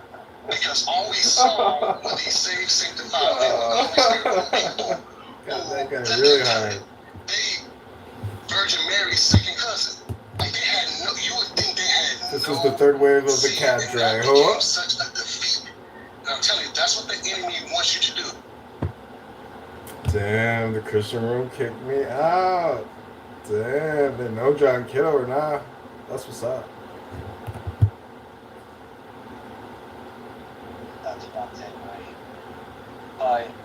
But how do you, while remaining Muslim and seeing the haq that's there, how do you deal with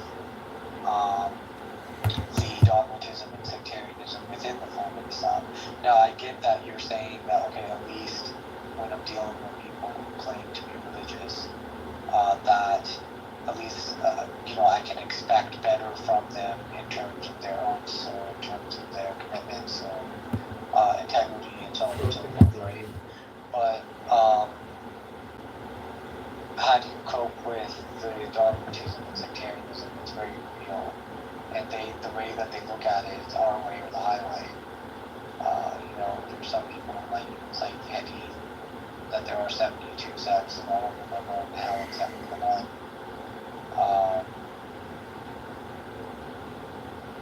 So yeah, what do you think about all that?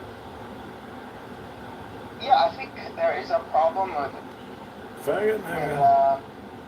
selfishness, narcissism. Those are the two most verbatim words in the U.S. language. Nigga Not faggot. only from like dogmatic Muslims and fundamentalists, but also we can see it from the rebellious kind of situation when people become rebellious to religion. They will become some of them will become also narcissistic fundamentalists about what they think. It's about this thing, which is you have a desires that you want to serve yourself sometimes. And for example, I started reading Freud, and he claims that actually the sexual preferences affect is the biggest influencer on the ideological preferences. And from that, like, I started seeing, like, yeah, actually, if someone wants to marry 4 wives and he don't want other men to look at his wife, he will adopt the ideology that will fit his, sexual desires. And if someone, his sexual desires is that he wants to have Cuckoo's sex voting all me the for time, president. I love that without compliment. marriage, without like limitation, he will choose the liberal kind of ideologies. And if someone is LGBT, for example, I like the way to go. It's not. Yeah, so what I'm doing is, so what's happening is, I'm turning medicine into a real estate, and so basically a lot of people are doing this, so it's not just me, but what I realize is that people want to go see a plastic surgeon. People don't want to go to a plastic surgery practice. So what happens is people want to have a consultation with their, plastic surgeon. A lot of the plastic surgeons can have, let's say, a Zoom session, or can meet their client anywhere pretty much, right?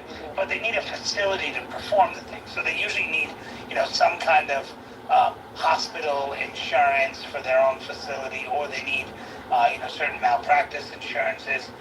They need certain, or they need some kind of affiliation with the hospital. When they do an affiliation with the hospital, they have to give about 60% of the profit to the hospital, right? Or 60% of the claim to the hospital, right? So the hospital files the claim on them, right? So in this case, I allow them to file the claim, but they got to pay me to use the space. Okay? So Nigga, it's called a landlord, nigga.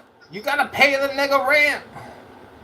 So what I do is, I basically allow them. Well, I provide them other services in the facilities. Like, for example, if they want like obviously I have a receptionist, there's a nurse, and all that stuff that are on my payroll. All right, King. I've been listening to what you're saying, and Beth knows who I'm probably talking about. But Dr. Roseanne Guy, that has her, like plastic surgery clinic that's right across the street from Holmes Regional Medical Center on Hibiscus Boulevard in Melbourne, Florida. My dad had an anesthesia business where, he would hire anesthesiologists, and they would go fulfill like a 3-month contract in Michigan to make like $100,000 in 3 months, being, an anesthesiologist in like 1991, and like, he did like a business, but like, how are you facilitating this other than you just being a landlord? Okay, hold on. Before we get to that, I'm going to say, Tiff, it's your birthday. Have a party. Your clubhouse birthday. Oh, goodness. Did you see your little... Nigga, that's called a party hat, you stupid bitch. Oh, you need a quiz on that one. Let me answer Doc's question. Kick him out. So what I'm doing is a little bit different. You're mine. Just being a landlord. What I'm doing is I'm basically... Her fingers are so fat that nigga can't kick me.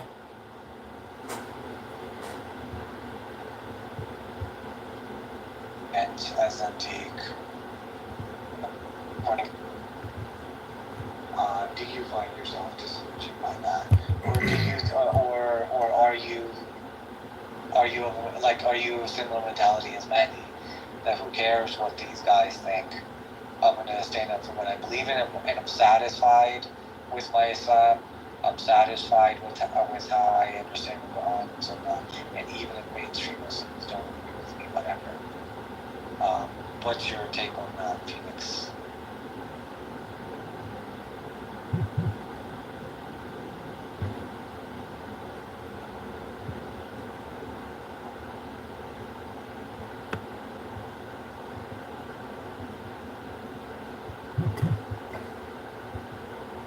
Phoenix, you there?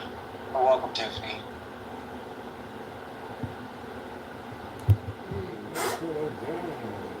And feel free to contribute, Tiffany. It looks like you doesn't hear that.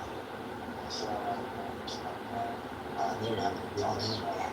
I guess we'll start with Tiffany, since I asked her first, since that's okay. Good match.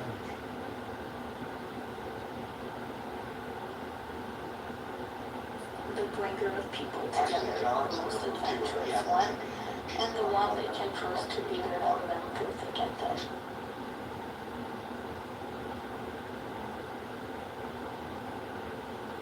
Alright, Matthew. Sorry about that. Thank you for coming together. That was just 1% great. And, yeah, it's, I think contemplation. So-called sexual desire, I don't know. I think like some difference happening. I mean, obviously, all of us are sexual beings. Oh, you're so Also, the other wonderful. things you said. I don't think the states of body what people choose. I don't think in Islam, when people have problems, that's I don't think that's the reason why. You're so wonderful. What are you doing today? So many people are this unconscious and they think that this is the best, the clearest, and the most realistic message ever. And maybe some of them do struggle with alcohol and a few other issues. Sometimes some people have anxieties and some people are intense and some people have other psychological conditions to do with sexuality and so on. But these are human issues, human health. I don't think they're even intelligent. A person's belief. Regarding so-called mainstream, I don't know what would you say is the mainstream. The mainstream obviously it's massive people out there. You say the mainstream is the scholars. You can be represented yourself in your view. What exactly? And sorry, I don't mean to say that I'm not picking actually on scholars, but I know we find it very difficult to comprehend people talking about scholars generically, because they're very diverse individuals, so many different degrees of integrity. So some are really has a good conscience, and others obviously in a day and date for a living. Craziest thing I've ever heard on Clubhouse, and his quote, and I quote, was, "I feel sorry for anyone that isn't an old white man." Yeah, yes, sir. And once again, I've said it so many times, Roger. My dad told me a long time to trust your experts about what they're experts in. John is. Unless someone tells me otherwise, I'm going to believe everything he says about science. But when it comes to other things, well, he can grain of salt. But I just heard about this room, so I came in like right after I heard about it. Roger, you are the best, damn it. No, you're the best. This room wouldn't exist if it hadn't been for your consistent content. Also in that room, there was a bunch of weird comments in the chat. When I was making my point about FDR, you know, being the worst president of all time, which I'll defend against anybody if they want to take that challenge. When I was asking a simple question, you know, oh, hey, you like FDR, what's your favorite Japanese internment camp? They thought that that was unfair. They thought that that was a gotcha. And I don't think it's a gotcha. And in fact, the answers to that were, oh, well, how did Japan treat Americans? Motherfucker, like, other countries treat their people like shit. That's not our business. We're supposed to be the beacon of hope. The fact that FDR put innocent Japanese Americans in internment camps, over 100,000 innocent people, which that number doesn't seem like a lot now. I misread. But that was a large number of motherfucking people. I That was thought a you large lost. number of fucking people. That's the amount of people that attend WrestleMania. That whole stadium. Just imagine them thrown in a prison camp, right? But like, what is the I percentage? think you wanted to work out with me at the beach. If we're gonna make the point, which I'm with You you, get but like, lunch. I mean, if you're saying it's a big percentage of the population. No, it's not. And then you're talking about like, 100,000 is not a big percentage of the population, but it's a larger percentage back in the 1940s than it is today. by maybe 50%. Yeah, but like that's what I'm saying. Like it's just we're kind of making, like, I agree with your point, but it's Aaron. I don't think that's a good. Aaron would be made. Let me just respond to this. Listen, here's the point. When you bring up internment camps, Democrats, they fucking hate it. They want to pretend that because they like social safety nets and FDR ushered in social safety nets, that he's this fucking political god and that everything he did was great. I'm going to say this. Not only was the internment camps fucking terrible, the social safety nets he ushered in were terrible. And the people that defend any of this stuff are just, they look at what, they'll tell you, when I say FDR's the worst president, they'll go, presidential scholars say he's the best. And then it's like, okay, well, let's ask what your opinion is. What do you think about his greatest hits? How do you, please, in 30 seconds or less, can you defend Japanese internment camps? And then the answer is obviously, no, I can't defend that. That's deplorable. That's disgusting. I can't believe that fucking happened. But that's not what they would say. What they will say is, well, what about how Japan treated Americans? Dude, if we can't agree that interning innocent Americans is a bad idea, like, I don't know what we can agree. But this is what Democrats do. And again, dude, I'm with you. I'm not trying to, like, I'm just saying that I think, like, just because Democrats who are dumb go and try and make that, like, really poor false equivalency, I think doesn't, I mean, I wouldn't say FDR is the worst president that we've ever had. I think that's hyperbolic. So, I mean, I'm just saying, like, maybe we don't necessarily go in. So I would say, if you're looking at somebody like FDR or Lincoln or anybody, one, you don't view one incident in isolation. You put it in context. You put it in context of World War II for that example, and then you also have to account for the time and period. Roger. I'll be super quick. I'll land in one sentence, I promise. I'm interjecting. You're either going to accept the interjection or you won't, but I'm going to offer. Do you extend that same courtesy to January 6th? So you can't judge a president on one event, but I hear a lot of people that want to judge Donald Trump based on January 6th. And then the follow-up question would be, what do you think is worse? Trump supporters showing up and protesting and some political violence broke out, or a president ordering Japanese Americans to an internment camp and a Supreme Court defending that?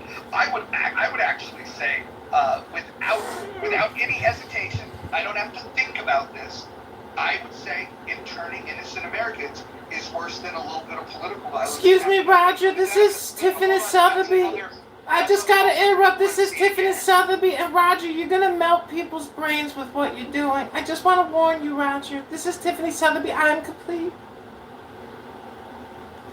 No, I mean, I'm just saying, like, that's another, like, I'm not disagreeing with you on like 99% of what you're saying, Roger. The only thing that I'm trying to add is that there is, like, there's a lot of hyperbole. Roger, you're gonna melt people's brains with what what you're doing. This is Tiffany Sotheby. I mean, I certainly didn't try to compare January 6th to the internment of anyone. I personally, like, I disagree. Like, the reasons why I will not vote for Donald Trump personally have nothing to do with January 6th. Like, that's maybe like a cherry on a Sunday, but like, that's not the reason I would not vote for him. And the reason why I would not put him as, like, why I would put him personally, in my opinion, why I would put him near the bottom of any ranking of president.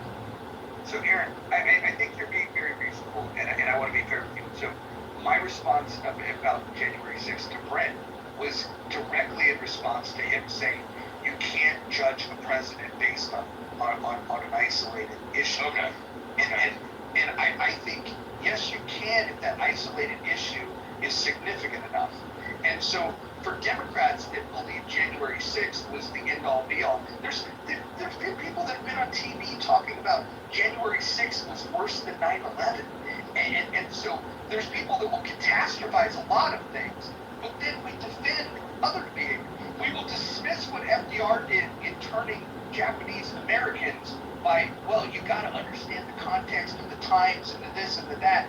But then we're not extending the same grace to the context of the times of people that were fed up and for whatever reason, they were angry enough to storm the Capitol. And again, that wasn't everybody who was there.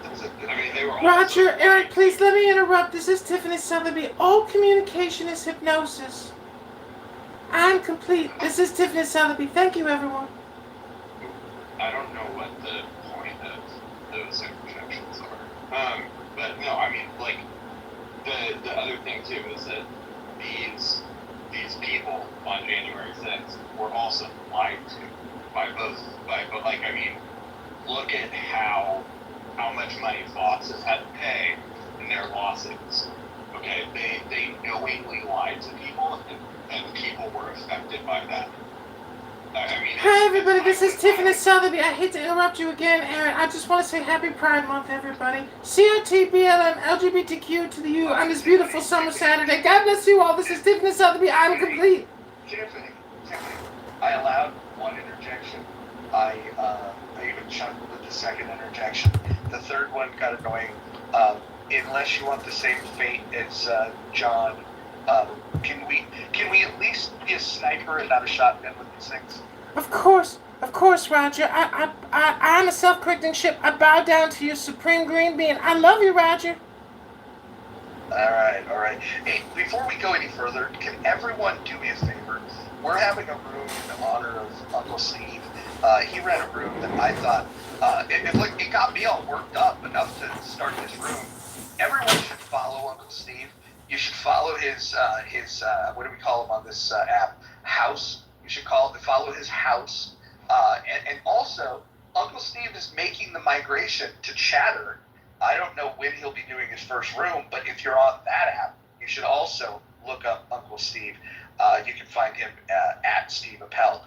Steve, do you want to say anything before we move the conversation forward about where people can, get your great content that inspires other content? Yes, you can join either Casa de Appel, which I do a show every Saturday, or the Atheism House, which I do every Sunday. And if you're new to Clubhouse and you don't know how to do that, all you have to do is press on my profile, and those are the first two houses that you see. And all of my shows are always on replay, so if you want to get a 5 or 10 minute taste or whatever, you can just press on it and replays are on.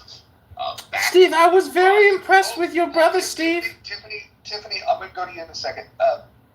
If you listen to Uncle Steve's last room, fast forward to the last 5 minutes to hear John Mellencrone say, I feel sorry for anyone who isn't an old white man. Tiffany, go ahead. I gotta say that Uncle Steve is like Clownhouse Legacy, and his brother is very intelligent. I was very surprised. The apple does not fall from the tree, Uncle Steve. Maybe that's because apple sounds like Appel. I don't know. What do you think, Roger? I love it. I wish I had the sound effects. I need the soundboard that Uncle Steve has. We would have had the little drum. I have the soundboard on during all the shows, but right now, Roger, I'm in my kitchen, so no soundboard, just an iPhone. Fair enough. So I wish we had the polling feature that Chatter has, because I would ask the question, to gauge sentiment over FDR's interning of Japanese Americans. It seems like people agree with me in theory that that's a bad idea.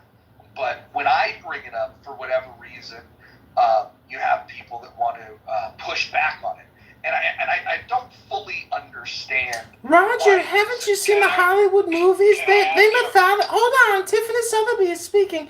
In Hollywood, Roger, they mythologize the concentration camps, but they never mention the word Democrats. I find that very suspicious. This is Tiffany Sotheby, and I am complete.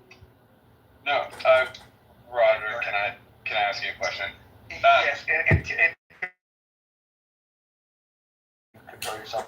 You can interject after this issue. So like my only question is, I don't know.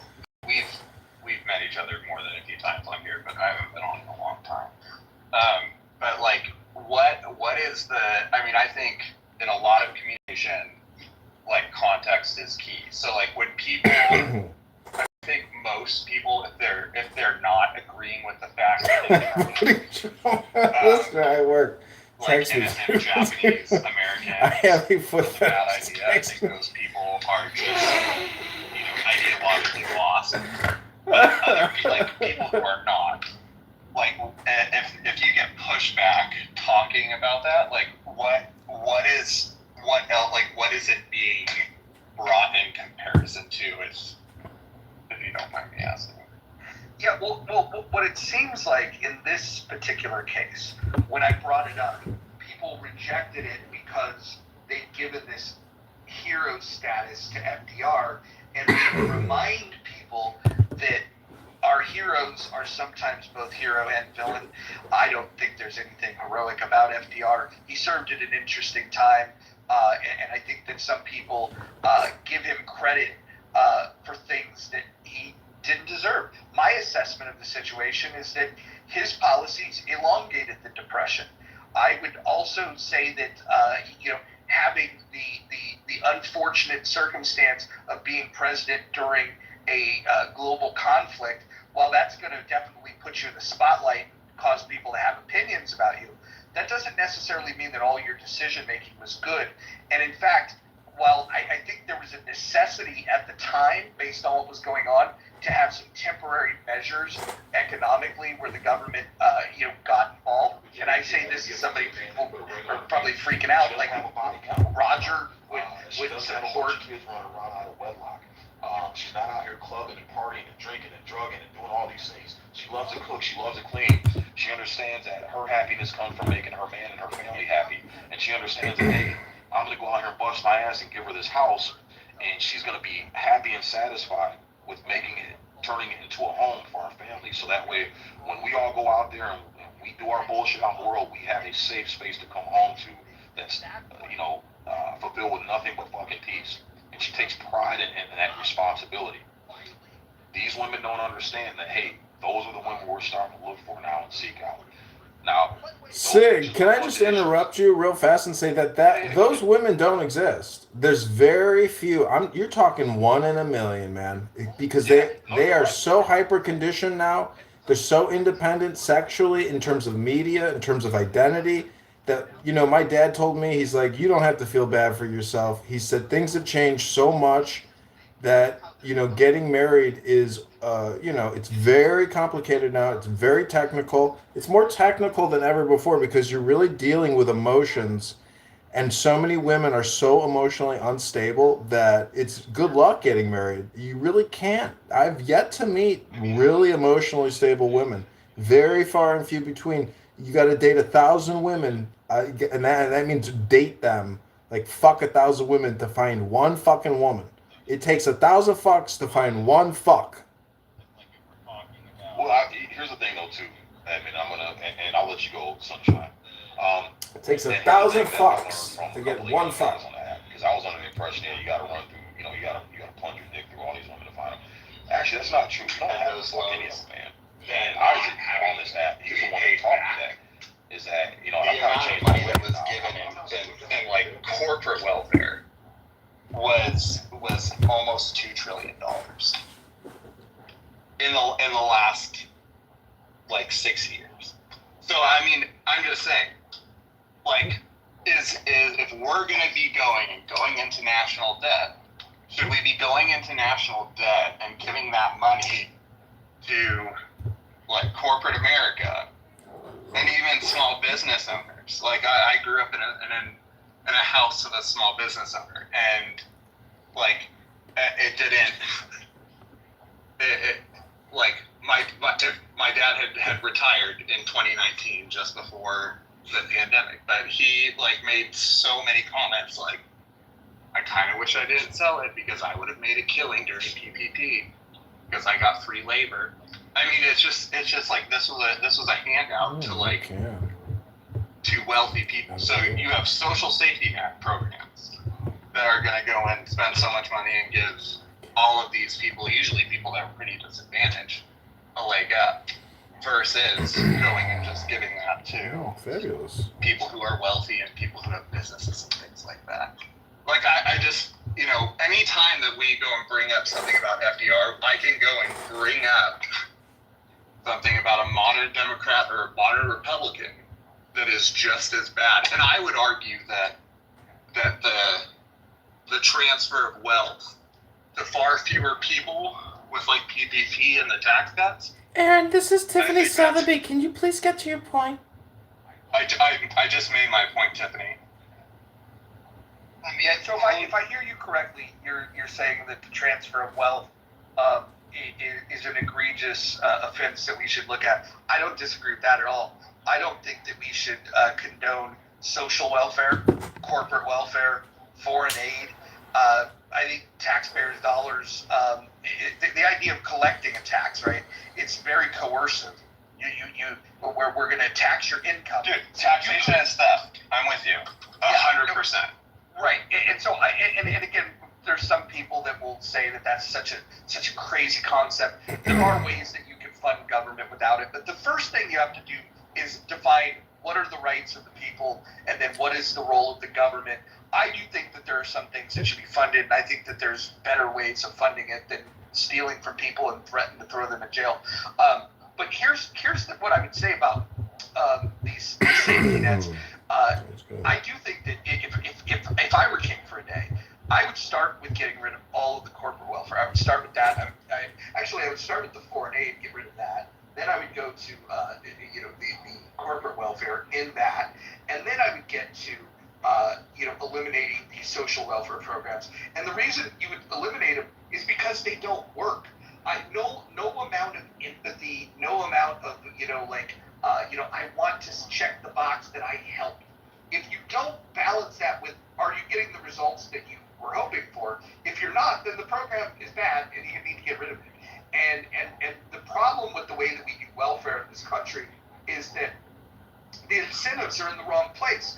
The government will say, okay, we're going to take taxpayer dollar, we're going to provide you with this money. Oh, and by the way, if you have a certain income, we're going to take that away from you. So then somebody that is underwater is then punished for trying to do the things that would get themselves out of the hole, and then you end up trapping yourself in a system, and that's the incentives are just all wrong. And that doesn't mean, by the way, that's the argument that's used for UBI, and maybe we should look at that. And I do believe that UBI is far better than what we're doing today, but I have challenges with UBI also for some obvious reasons that I don't. So what about seniors, Social Security, Medicare? Because especially Social Security, this is something that people are paying into. It's not the same thing as you know what I'm saying? It is different. The realistic solution to that is to allow people to make more choices with that. I think that allowing people to invest it privately is a good idea. I also think that allowing people to opt out. But Roger, this is Tiffany Sotheby. The Federal Reserve can pay for everything. Well, that's true. That's true. As long as they can print money, then they can just take. No, hold on. Are we gonna the kind of just nonsense we're repeatedly coming out of there is. Yeah. Well, listen, Tiffany's bringing levity to the room, and I think that that's necessary from time to time. But I'm going to ask Tiffany to minimize it. Yeah, I mean, I don't think I'm being rude or anything. I'm trying. No, you're fine. You're fine. Okay. We're having a conversation. Yeah. Tiffany's doing Tiffany. Okay. So. And I don't know Tiffany, so this might be just Well, you guys might be fast friends. Maybe you guys do some DMs. Maybe I don't get it. Hi, Aaron. I'm sorry. My name is Tiffany Sotheby. I didn't introduce myself. Aaron, it's a pleasure to meet you. Such a pleasure. Aaron and Mimo. It's very nice to meet you, sir. And I'm sorry for being rude if you thought I was being rude. But it's very nice to make your acquaintance. This is Tiffany Sotheby. My plane has landed. I am complete. So what do you think of subsidizing SpaceX? I can't hear you when you have your phone in your asshole going. So then what do you think of subsidizing SpaceX? Because that's exactly what we're doing. I don't like subsidizing anything. I don't think I could have made myself any more fucking clear on that. Like was that was your follow-up question? Like I don't want to subsidize anything. I don't want subsidies. I don't want bailouts. I don't want large corporations to be treated differently under the regulatory state because those regulatory agencies are filled with people that came from those industries. The whole system is fucking broken. But if we get back to this point about Social Security, here's an example that people should think about. There was a loophole that used to allow you to opt out, and the workers in Galveston, Texas, opted out of Social Security, invested their money privately, and had much greater returns. And so we already have, we don't, like when people say, oh, well, privatization of Social Security wouldn't work, we actually have examples, historical examples, where not only did we do it, but we saw the results, and the results were better. And this is the thing.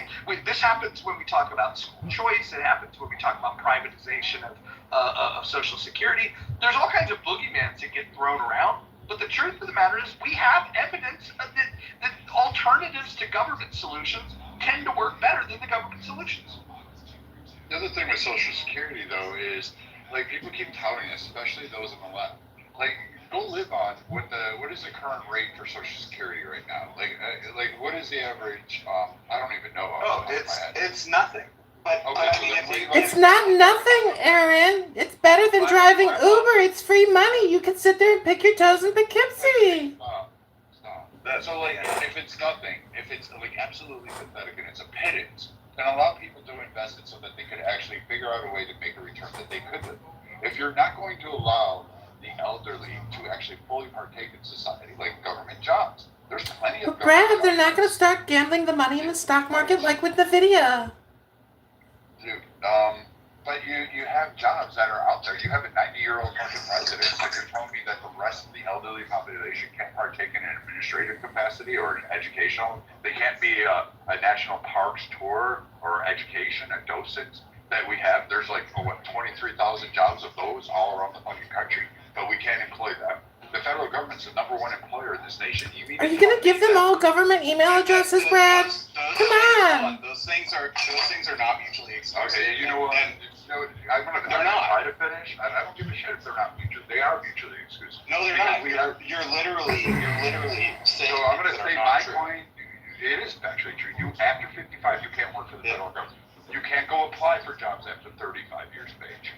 Because we do it. We do forced retirement out of government. That's not true. I just applied for federal jobs, and I've also been interviewed for them, and I'm 37. So then another thing that you're in many sectors of the U.S. government, you are forced through. You cannot go work for them at a certain age.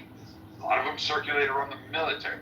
A lot of them circulate around park systems and other administrations. Which are things that. Okay, so dude, I'm not arguing with you. You can either shut the fuck up and let me finish and then reply, or you can just go on and tell me what my thoughts are and how right you are, because clearly you know all, and if you know all, why the fuck aren't you leading the country? I'll tell you why, because you're a dipshit that can't fucking listen to me. Whoa! Okay, hold on, guys. Hold on. I'm holding Tiffany accountable. Hold on, guys. I'm holding Tiffany accountable for, behaving. I'm going to hold everybody accountable. Look, I want a little bit of spice because it's Saturday, and it's going to be a little more entertaining.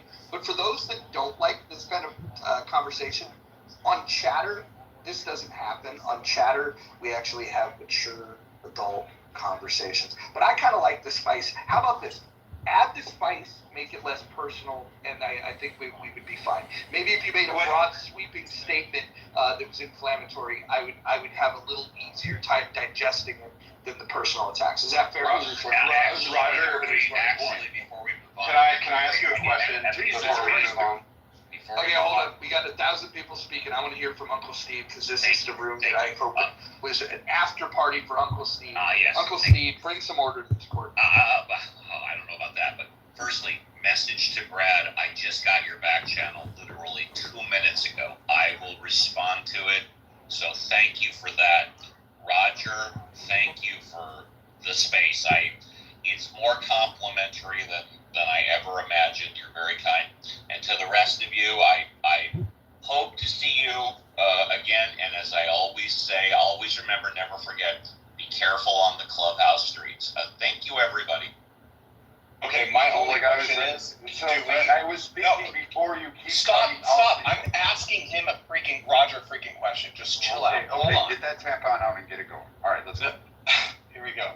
More personal attack. Stop with the mood swings, gentlemen. This is Tiffany Sotheby. If I can just interrupt, please stop with the mood swings. Roger, I'm just asking, is the protocol in this room that when someone is speaking, we do not make any comments whatsoever? If that's the case, I'm fine. I don't know the norms of your room. Censorship, please. Tiffany, relax. In other rooms I've been in, it's kind of like a conversation. Protocol.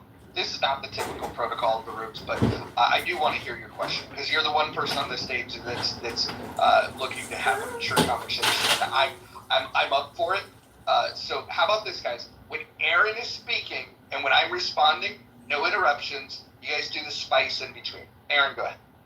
No, my only question was that because when I forget who it was talking, am I not like if the way the room is run is to be that I be quiet while someone is talking and I do not make any retort, I'll shut the fuck up and I won't say anything while other people are talking. I didn't know, like other rooms that I've been in, P can attest to this. It's a lot more like a conversation. So, I mean, I don't really care if I'm being interrupted to like have somebody. So you don't mind when people do this all the time and asking all this and cut you off while they're trying to get a thought, formulate a thought, so you get really.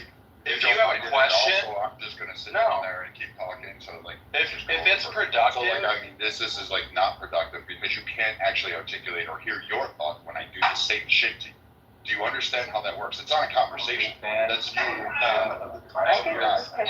all is well, you guys. Hope all is well. Big fan of scary fights. And Josh Bakes. All right. Aaron, what was your question?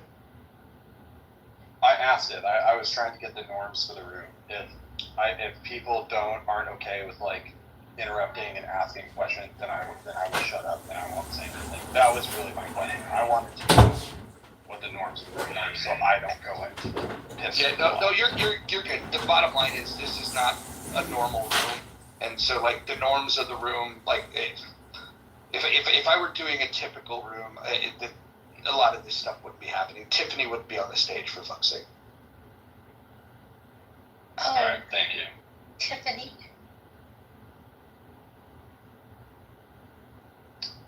Monica, Clubhouse legend. How you loving Chatter?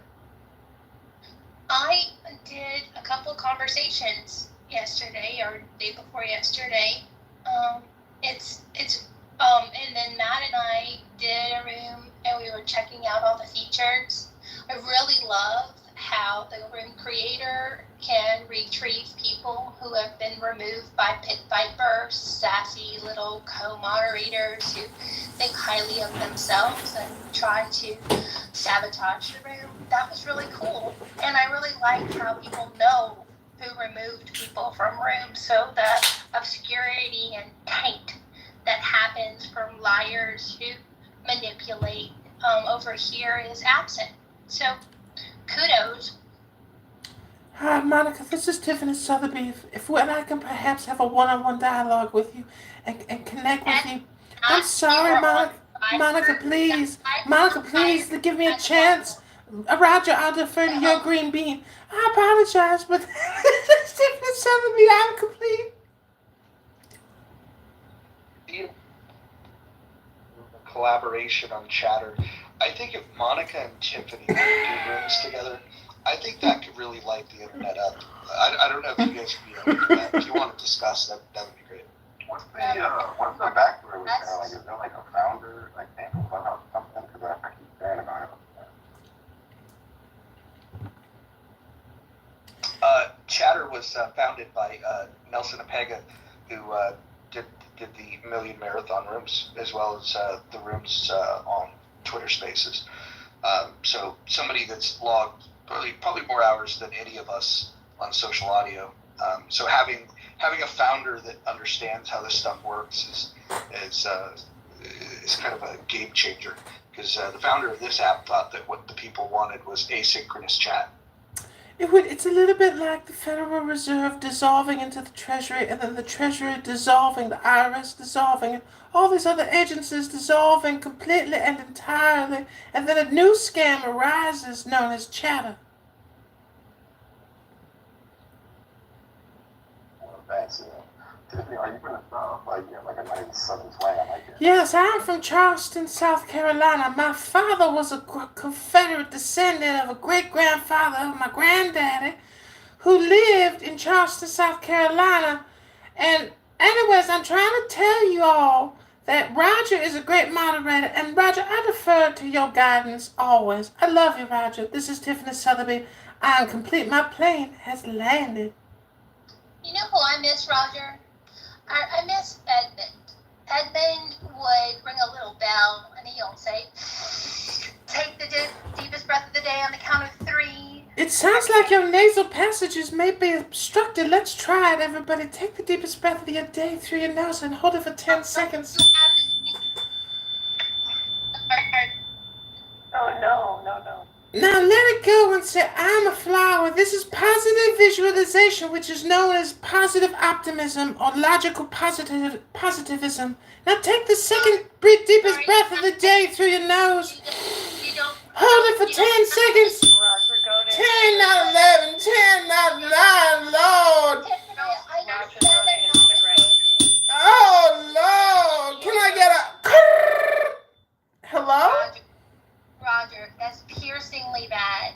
Like, noise deafening. Like, Vote Donald Trump and go to the gym, fatty. Wait, hold on. Oh, no, Tiffany, your voice changed. Did you get some extra testosterone? Vote Donald Trump and go to the gym, fatty. Wow. Oh, that voice is better. No, cappuccino is a much better. Macchiato, vote Donald Trump and go to the gym, fatty. You already said that 3 times. Are you okay? Or you're broken record? Vote Donald Trump and go to the gym, fatty. One mic on Abby, please. No, Hey, I'd wait till Roger, that can person's finished. I don't want to talk. Can we just like kick them off the stage or something? Yeah, we could probably do that. Tiffany, we're going to be saying goodbye to you. All right, everybody, vote Donald Trump and go to the gym, fatties. Farewell. This is Tiffany Sotheby. I'm complete.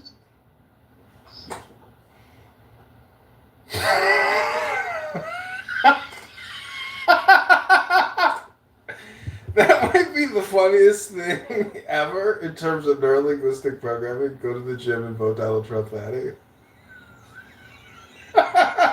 He really simplifies it. He makes it pretty simple.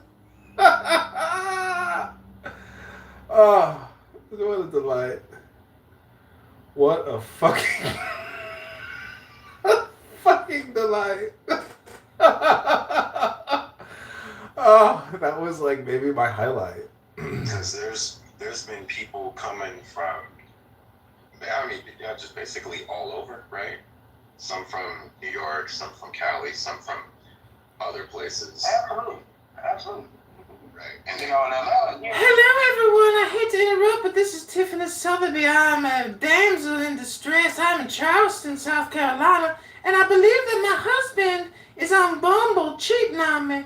And I think Sig is also involved. He's educating men on how to get wise to the lures of our voluptuous ways. Does somebody want to answer that? Fucking admin. That's fucking admin. You can't hide that, motherfucker. I was like, who is this he bitch on stage like that, talking like that about Sig? Hey, bitch, nigga, please. This is Tiffany Sotheby. I'm a woman. I am the descendant of a beautiful Confederate general, and the South will rise again.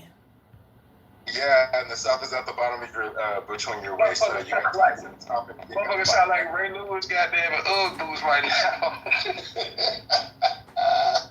Yo, you got jeans on the top and dick on the bottom. Got it. Hey, real quick, lady, I wanted to throw you some flowers. In the room we were at the other day, I know it got a little bit heated in the discussion, and I just want to commend you for gracefully bowing out and not strapping on a prosthetic dick, man. So much love and respect to you for that. I just really appreciate that. Absolutely, sir. Prosthetic penises are only popular amongst lesbians who enjoy. Edmund, let her talk. Edmund, shut the fuck up and let the woman. Person, that's a kind of knowledge that transmitted through action transmission.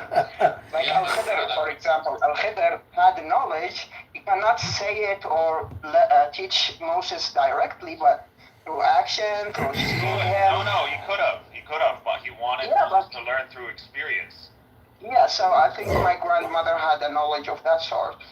It's not a hadith or a Quran. Assalamu alaikum, everyone. This is Tiffany Sotheby. Sorry, Phoenix, for interrupting. No, do not kick me, sinner.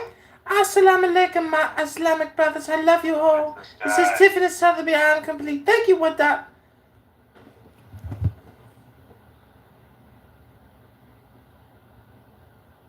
Himachal से उस पे Assalamu alaikum.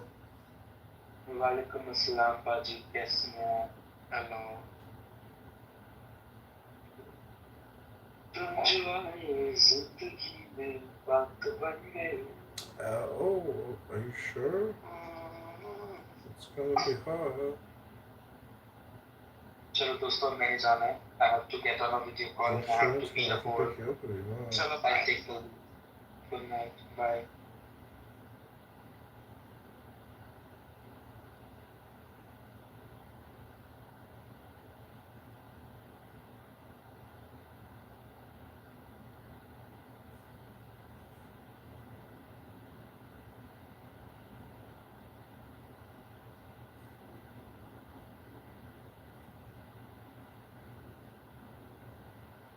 Assalamu alaikum.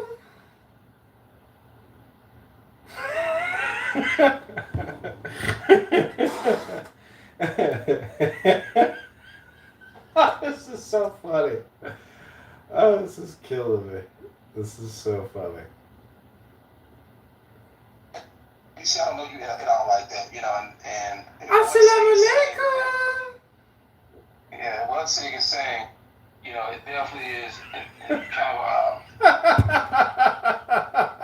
think it's more kind of a compliment to you, your woman and whatnot. But this is what I'm kind of committing to more so now. And I think KP, you've heard me say this before. We have to change how we address things linguistically first, because it will change how we think. And what I'm talking about is we can't always relegate people. Assalamu alaikum. This is Tiffany Sotheby. Sorry.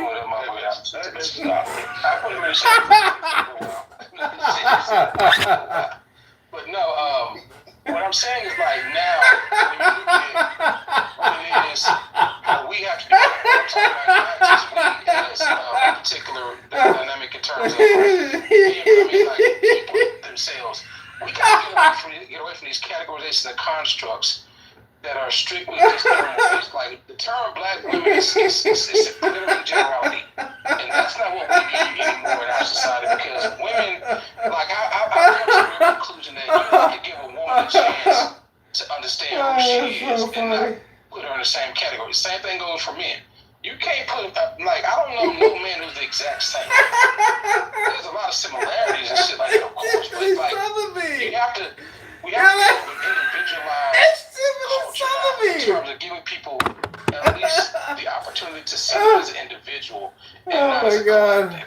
And when we talk about this black women and black men shit like that, it's really so degrading, man. And it really does subjugate these people to the stereotype and to all the different constructs and the categorizations and just the real dehumanizing components of those constructs and categories. And the reason why I'm saying this is because, man, all I see now is everybody being narrowed down to black and white.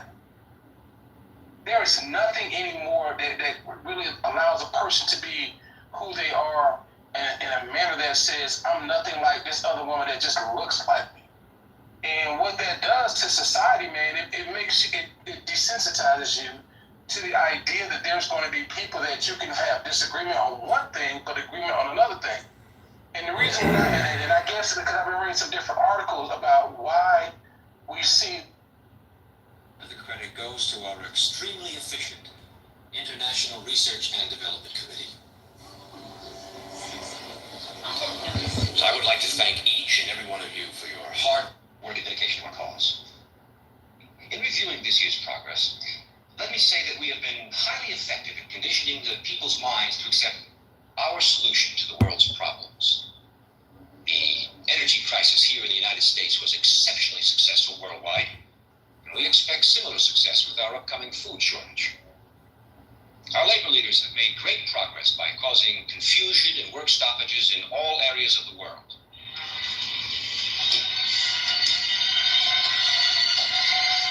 Financially, the dollar is being devalued even faster than we could have hoped. Politically, the public has lost total confidence in any form of government. The threat of universal war is a daily possibility.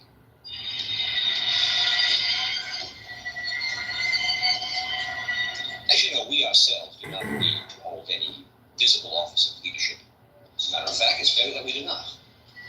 We control the finances, news media, food, transportation, energy. We control everything. It is important that you, as world leaders, keep our program before your country. With our World Bank and computer program operation, we now have the capacity to control the financial affairs of every human being on Earth by giving each person his own computer number. Anytime his number is used, we will know his financial situation at once. He cannot buy or sell anything without his computer number. It will simplify the lifestyles tremendously. The end result will be a one-world monetary and government system that we alone will control. Yes. What about the people who forget their number or their cards are lost or stolen? We've made provisions for that. By using this laser imprinter, we can painlessly and permanently affix the person's number to the back of his hand or his forehead if he so desires. The numbers would be easily read by this new ultraviolet scanning. For the purposes of demonstration, I've had such a number imprinted on myself. Once this number is imprinted, it cannot be lost nor can it be changed. Now, are there any questions? What about the individuals who refuse to have this number implantation? We expect some minor resistance, especially from highly motivated religious groups. But eventually, hunger will cause even the most zealous to conform to our program. Mr. Chairman, I am concerned about the situation in the Middle East. We've given Russia and Israel a great deal of consideration. Russia is, as you probably already know, considering an invasion of Israel in order to obtain a Mediterranean seaport. Our policy is to support such a move and supply Israel with the necessary nuclear weapons to fend off such an attack. The mental conditioning of the Israelis is he has nothing to lose. Subsequently, we'll attack the Russians before they can get their planes off the ground. Gentlemen, I believe that within a year, 2 at the most, our one world government will be a reality. If we continue on our present course, it is my opinion that we could present the devil himself as a world leader, and the people would accept him.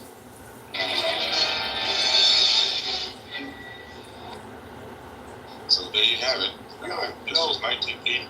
This was 1981. Send me that damn clip. Boy, if you boy, send me that clip. Send me that clip. Okay, I will. Put them up proper. Damn, did y'all hear what I just heard?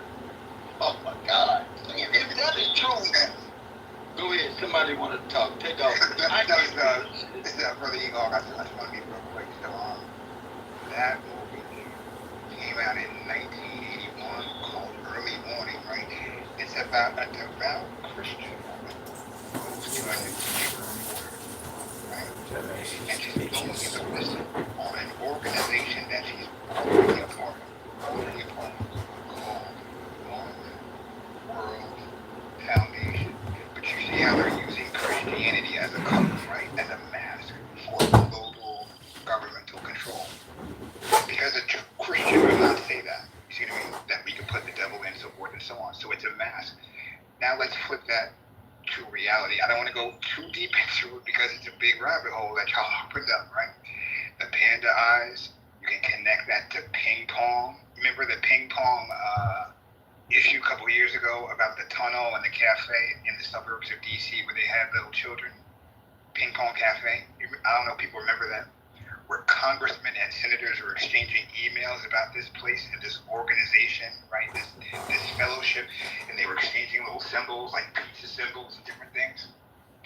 So back in 1985 in Washington, D.C., there was a group called the Finders, right? The Finders.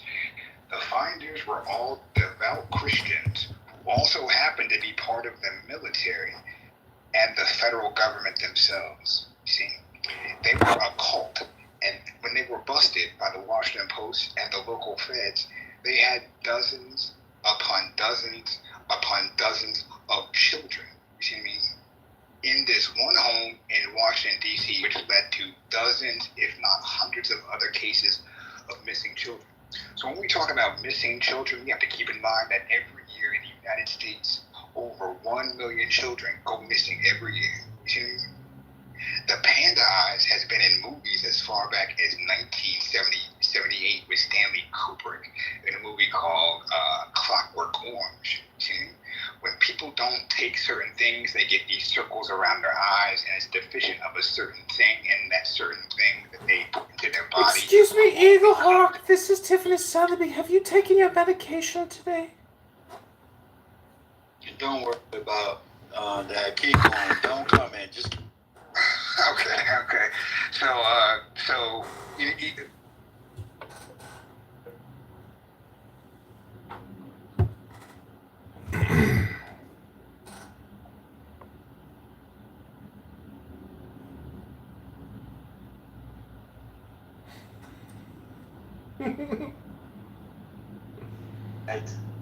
I was like in a role in the Navy. Shavuot, good Shabbos, everyone. This is Tiffany Sotheby. Hi, good Shabbos. Baruch atah Adonai Eloheinu melech haolam asher kadoshanu.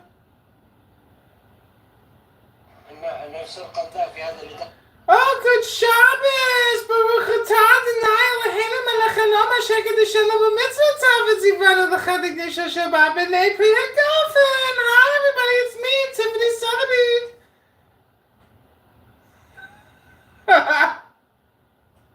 In a phase. Bitch, you should never talk in a... Hi, nigga. It's your friend, Tiffany Sotheby. Baruch atah Adonai Eloheinu melech haolam asher kadoshanu b'mitzvotav v'tzivanu l'chadikdish asher ba b'nei pri hagafen, bitch. Hi, it's me, Tiffany Sotheby, bitch. Hey, bitch. It's your fucking pimp, bitch. Pay your jizya, bitch. Pay your fucking jizya, bitch.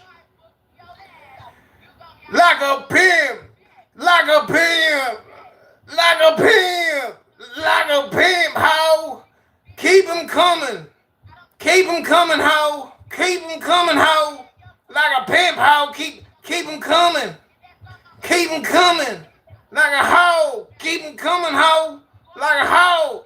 Keep 'em coming, keep 'em coming. Keep 'em coming, ho. Like a pimp, keep 'em coming, ho. Like a pimp, keep 'em coming, ho. Enough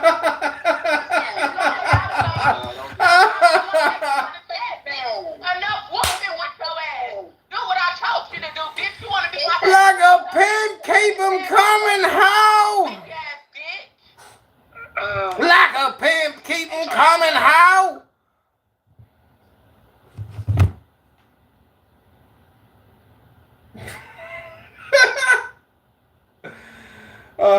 I can't remember, where did I hear that quote? Like a pimp, keep 'em coming, ho?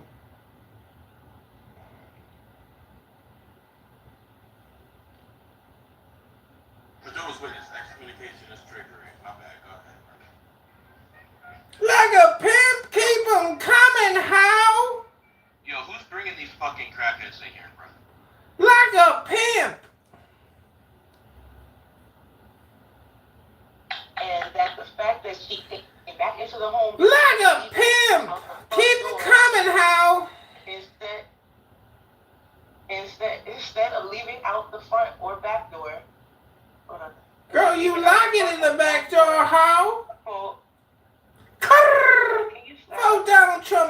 the gym, fatty? Hello? Hello? Hello? Hello?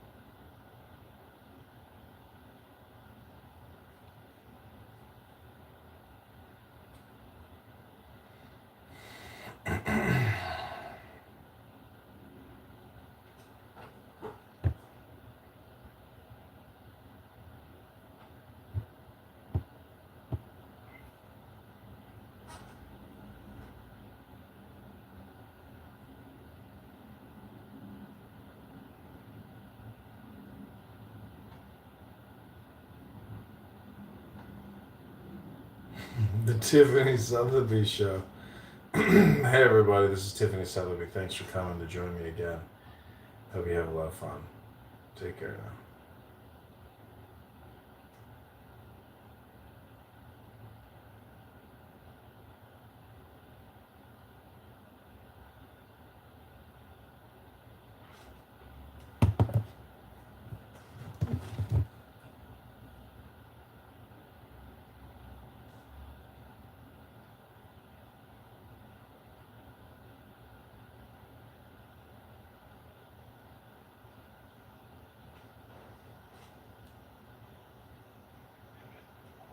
Bro, but just chill, man. We're having a serious conversation. Just chill. I mean, say something smart. What's up right there? Hey, what's going on right there? What's up right there? You okay right there? I know you had a tough one the other night. You actually had me watching the game for a second, so even though I can't follow that fucking puck to save my life on TV, but I'm telling that's the you. hardest thing in the world, dude, man. I'm telling you. I'm telling you. Is that you're my talent agent? That bitch? Fucking traitor? How? White men chasing black folk around with sticks. I've got questions. That's why we like bowling. That's why we like bowling. Investigating KK. No, but Gerard, it was hard. I'll be honest. What's funny is I grew up even as a kid watching hockey, just because my dad was stationed in Europe, right, for most of my adolescent childhood. So this isn't like I only got into it because I married. Stop living in the past, be in the now. But anyways, it was crazy because Florida was great. It's a predominant Canadian team. If you guys watch the interviews at the end, everyone kept saying, I'm sorry, Auntie in Calgary. I'm sorry, Uncle in Winnipeg. But, the cup couldn't come. Get a life, you're highly brainwashed and conditioned. Anyways, really Gerard, do what you do, man. Do what you do. What really pissed me off, though, go make some fucking sandwiches. was the Americans booing McDavid for beating, you know what I mean? Girl, for beating Gretzky's record, and you listen to the people in the stadium, and they're like, boo, and I'm Wait a minute, whoa, hold on. Gretzky got his record broke? Yes! What? David, the most assists in a playoff season. He broke his record. Oh my goodness, I was sitting there almost in tears, and of course, leave it to the beating Gretzky's record. God bless America. God damn it, they like I was so mad. You know we filthy ratchet. We know you all still hold true to for the Queen of England. I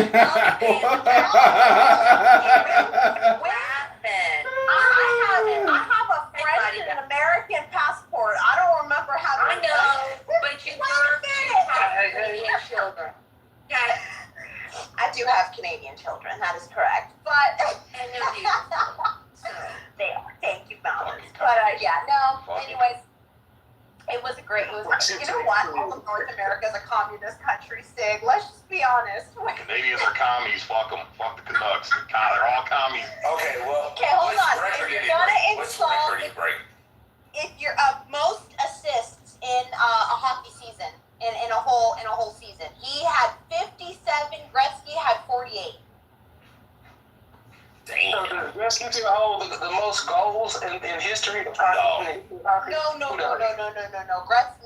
one's near Gretzky's goal record. But in terms of assists, McDavid had more assists than any other player in Canadian history in one season. Amazing. The kid is amazing.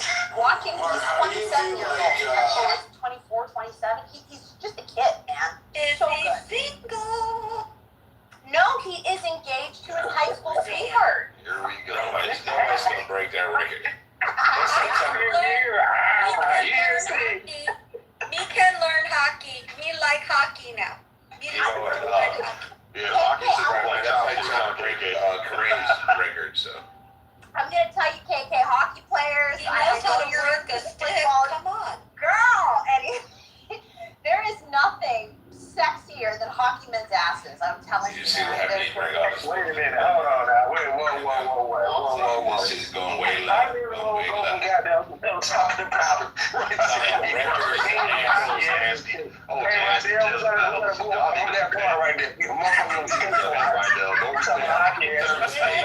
Back to the long stick playing with the puck. Yeah, thirsty motherfuckers. Oh, but anyways, love you guys. Yes, my heart was broken. Love you but too, you know what? And it'll go back. Anyways, what are you guys talking about? What's going on here? And if I couldn't read, say, your title, I'm dyslexic or I'm hooked on. Come on now, tap it to your nigga side. Tap it to the nigga side. You got it. Wait, hold on. All right, Del, let's give you an attempt to read it out loud for us so we can have a good laugh. Go ahead, just attempt to read it out loud. Okay, so Right there, before you read it out loud.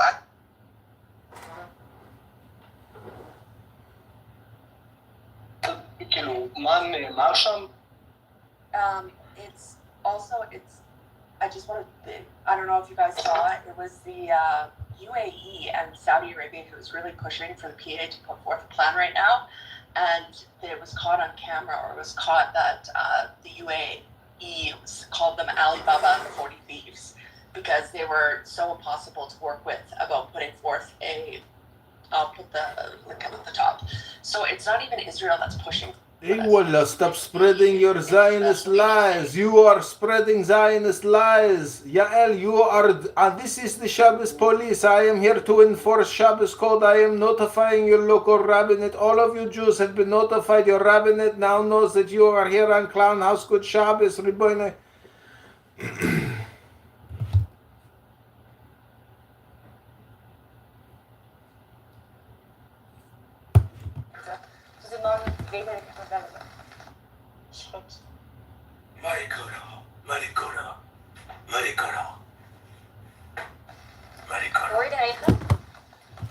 No. Hey, wallah, don't let Danikis is a Zionist. Danikis is Jewish. He is a Zionist. Block him, kick him from the room. He's dangerous Zionist. Allahu Akbar. Bismillah. I am complete. Shukran.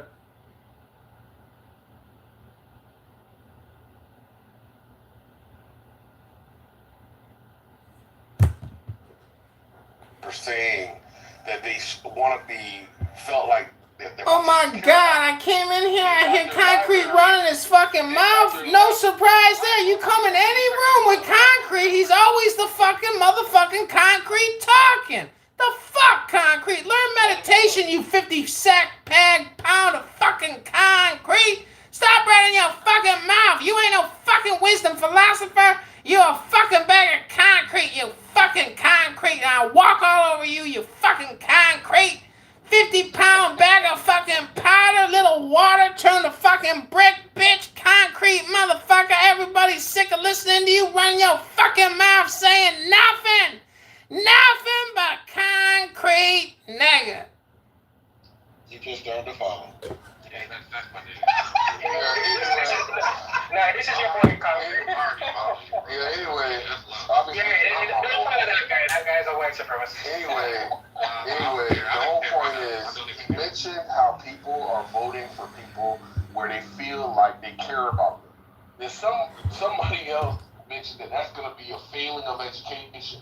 Then he doubled down on it, and then I said it's not a failing of education because it's obvious that somebody would want to choose a leader who actually cares about them, especially when we're talking about, lessening the income. Go to the gym and vote Trump, fatty. Go to the gym and jump.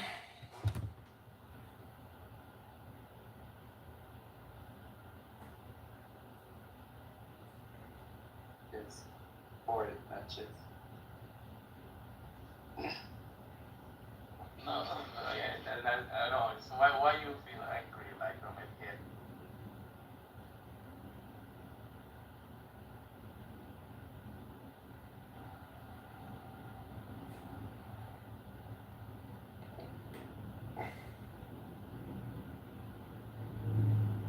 No, thank you. You can mute up.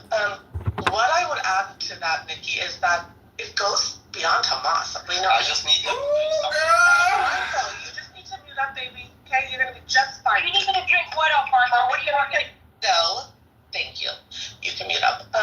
What I would add to that, Nikki, is that it goes beyond Hamas. We know. I just need to. You just need to mute up, baby. Okay, you're gonna be just fine. You need to drink water, Mama. What do you want to do? No, thank you. You can mute up. What I would add to that, Nikki, is that it goes beyond Hamas. We know. I just need to. You just need to mute up, baby.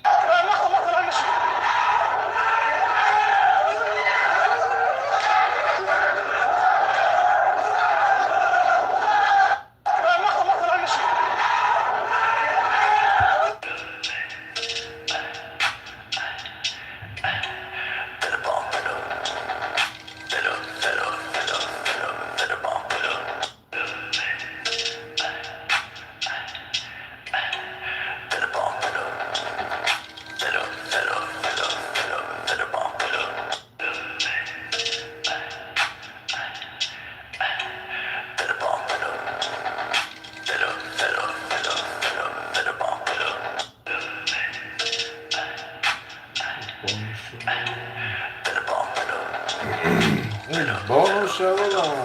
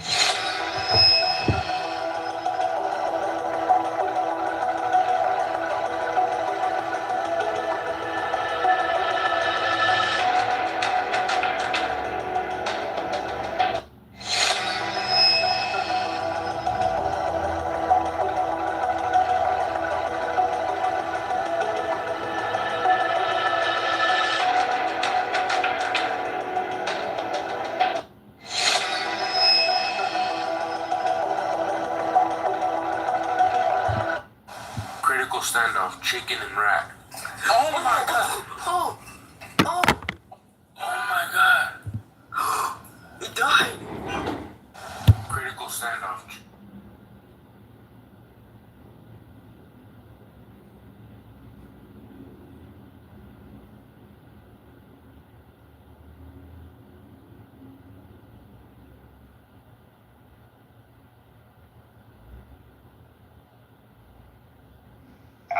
It's a racist. It does have to do, like, especially when they're that fucking. Oh, women are beautiful men. Okay. Down the fetishizing. I've got a boyfriend. Oh, whatever. You said you got a harem of men. It's a racist. It does have to do, like, especially when they're that fucking. Oh, women are beautiful men. Okay. Down the fetishizing. I've got a boyfriend. Oh, whatever. You said you got a harem of men. It's a racist. It does have to do, like, especially when they're that fucking. Oh, women are beautiful men. Okay. Down the fetishizing. I've got a boyfriend. Oh, whatever. You said you got a harem of men. It's a racist. It does have to do, like, especially when they're that fucking. Oh, women are beautiful men. Okay. Down the fetishizing. I've got a boyfriend. Oh, whatever. You said you got a harem of men. It's a racist. It does have to do, like, especially when they're that fucking. Oh, women are beautiful men. Okay. Down the fetishizing. I've got a boyfriend. Oh, whatever. You said you got a harem of men. It's a racist. It does have to do, like, especially when they're that fucking. Oh, women are beautiful men. Okay. Down the fetishizing. I've got a boyfriend. Oh, whatever. You said you got a harem of men. It's a racist. It does have to do, like, especially when they're that fucking. Oh, women are beautiful men. Okay. Down the fetishizing. I've got a boyfriend. Oh, whatever. You said you got a harem of men. It's a racist. It does have to do, like, especially when they're that fucking. Oh, women are beautiful men. Okay. Down the fetishizing. I've got a boyfriend. Oh, whatever. You said you got a harem of men. It's a racist. It does have to do, like, especially when they're that fucking. Oh, women are beautiful men. Okay. Down the fetishizing. I've got a boyfriend. Oh, whatever. You said you got a harem of men. It's a racist. It does have to do, like, especially when they're that fucking. Oh, women are beautiful men. Okay. Down the fetishizing. I've got a boyfriend. Oh, whatever. You said you got a harem of men. It's a racist. It does have to do, like, especially when they're that fucking. Oh, women are beautiful men. Okay. Down the fetishizing. I've got a boyfriend. Oh, whatever. You said you got a harem of men. It's a racist. It does have to do, like, especially when they're that fucking. Oh, women are beautiful men. Okay. Down the fetishizing. I've got a boyfriend. Oh, whatever. You said you got a harem of men. It's a racist. It does have to do, like, especially when they're that fucking. Oh, women are beautiful men. Okay. Down the fetishizing. I've got a boyfriend. Oh, whatever. You said you got a harem of men. It's a racist. It does have to do, like, especially when they're that fucking. Oh, women are beautiful men. Okay. Down the fetishizing. I've got a boyfriend. Oh, whatever. You said you got a harem of men. It's a racist. It does have to do, like, especially when they're that fucking. Oh, women are beautiful men. Okay. Down the fetishizing. I've got a boyfriend. Oh, whatever. You said you got a harem of men. It's a racist. It does have to do, like, especially when they're that fucking. Oh, women are beautiful men. Okay. Down the fetishizing. I've got a boyfriend. Oh, whatever. You said you got a harem of men. It's a racist. It does have to do, like, especially when they're that fucking. Oh, women are beautiful men.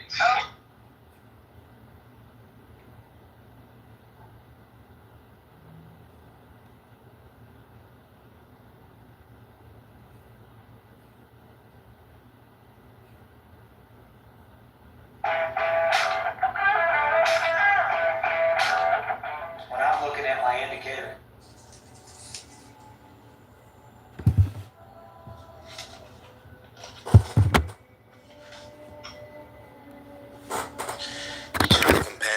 us pour out our hearts to you honestly and sincerely with these prayers.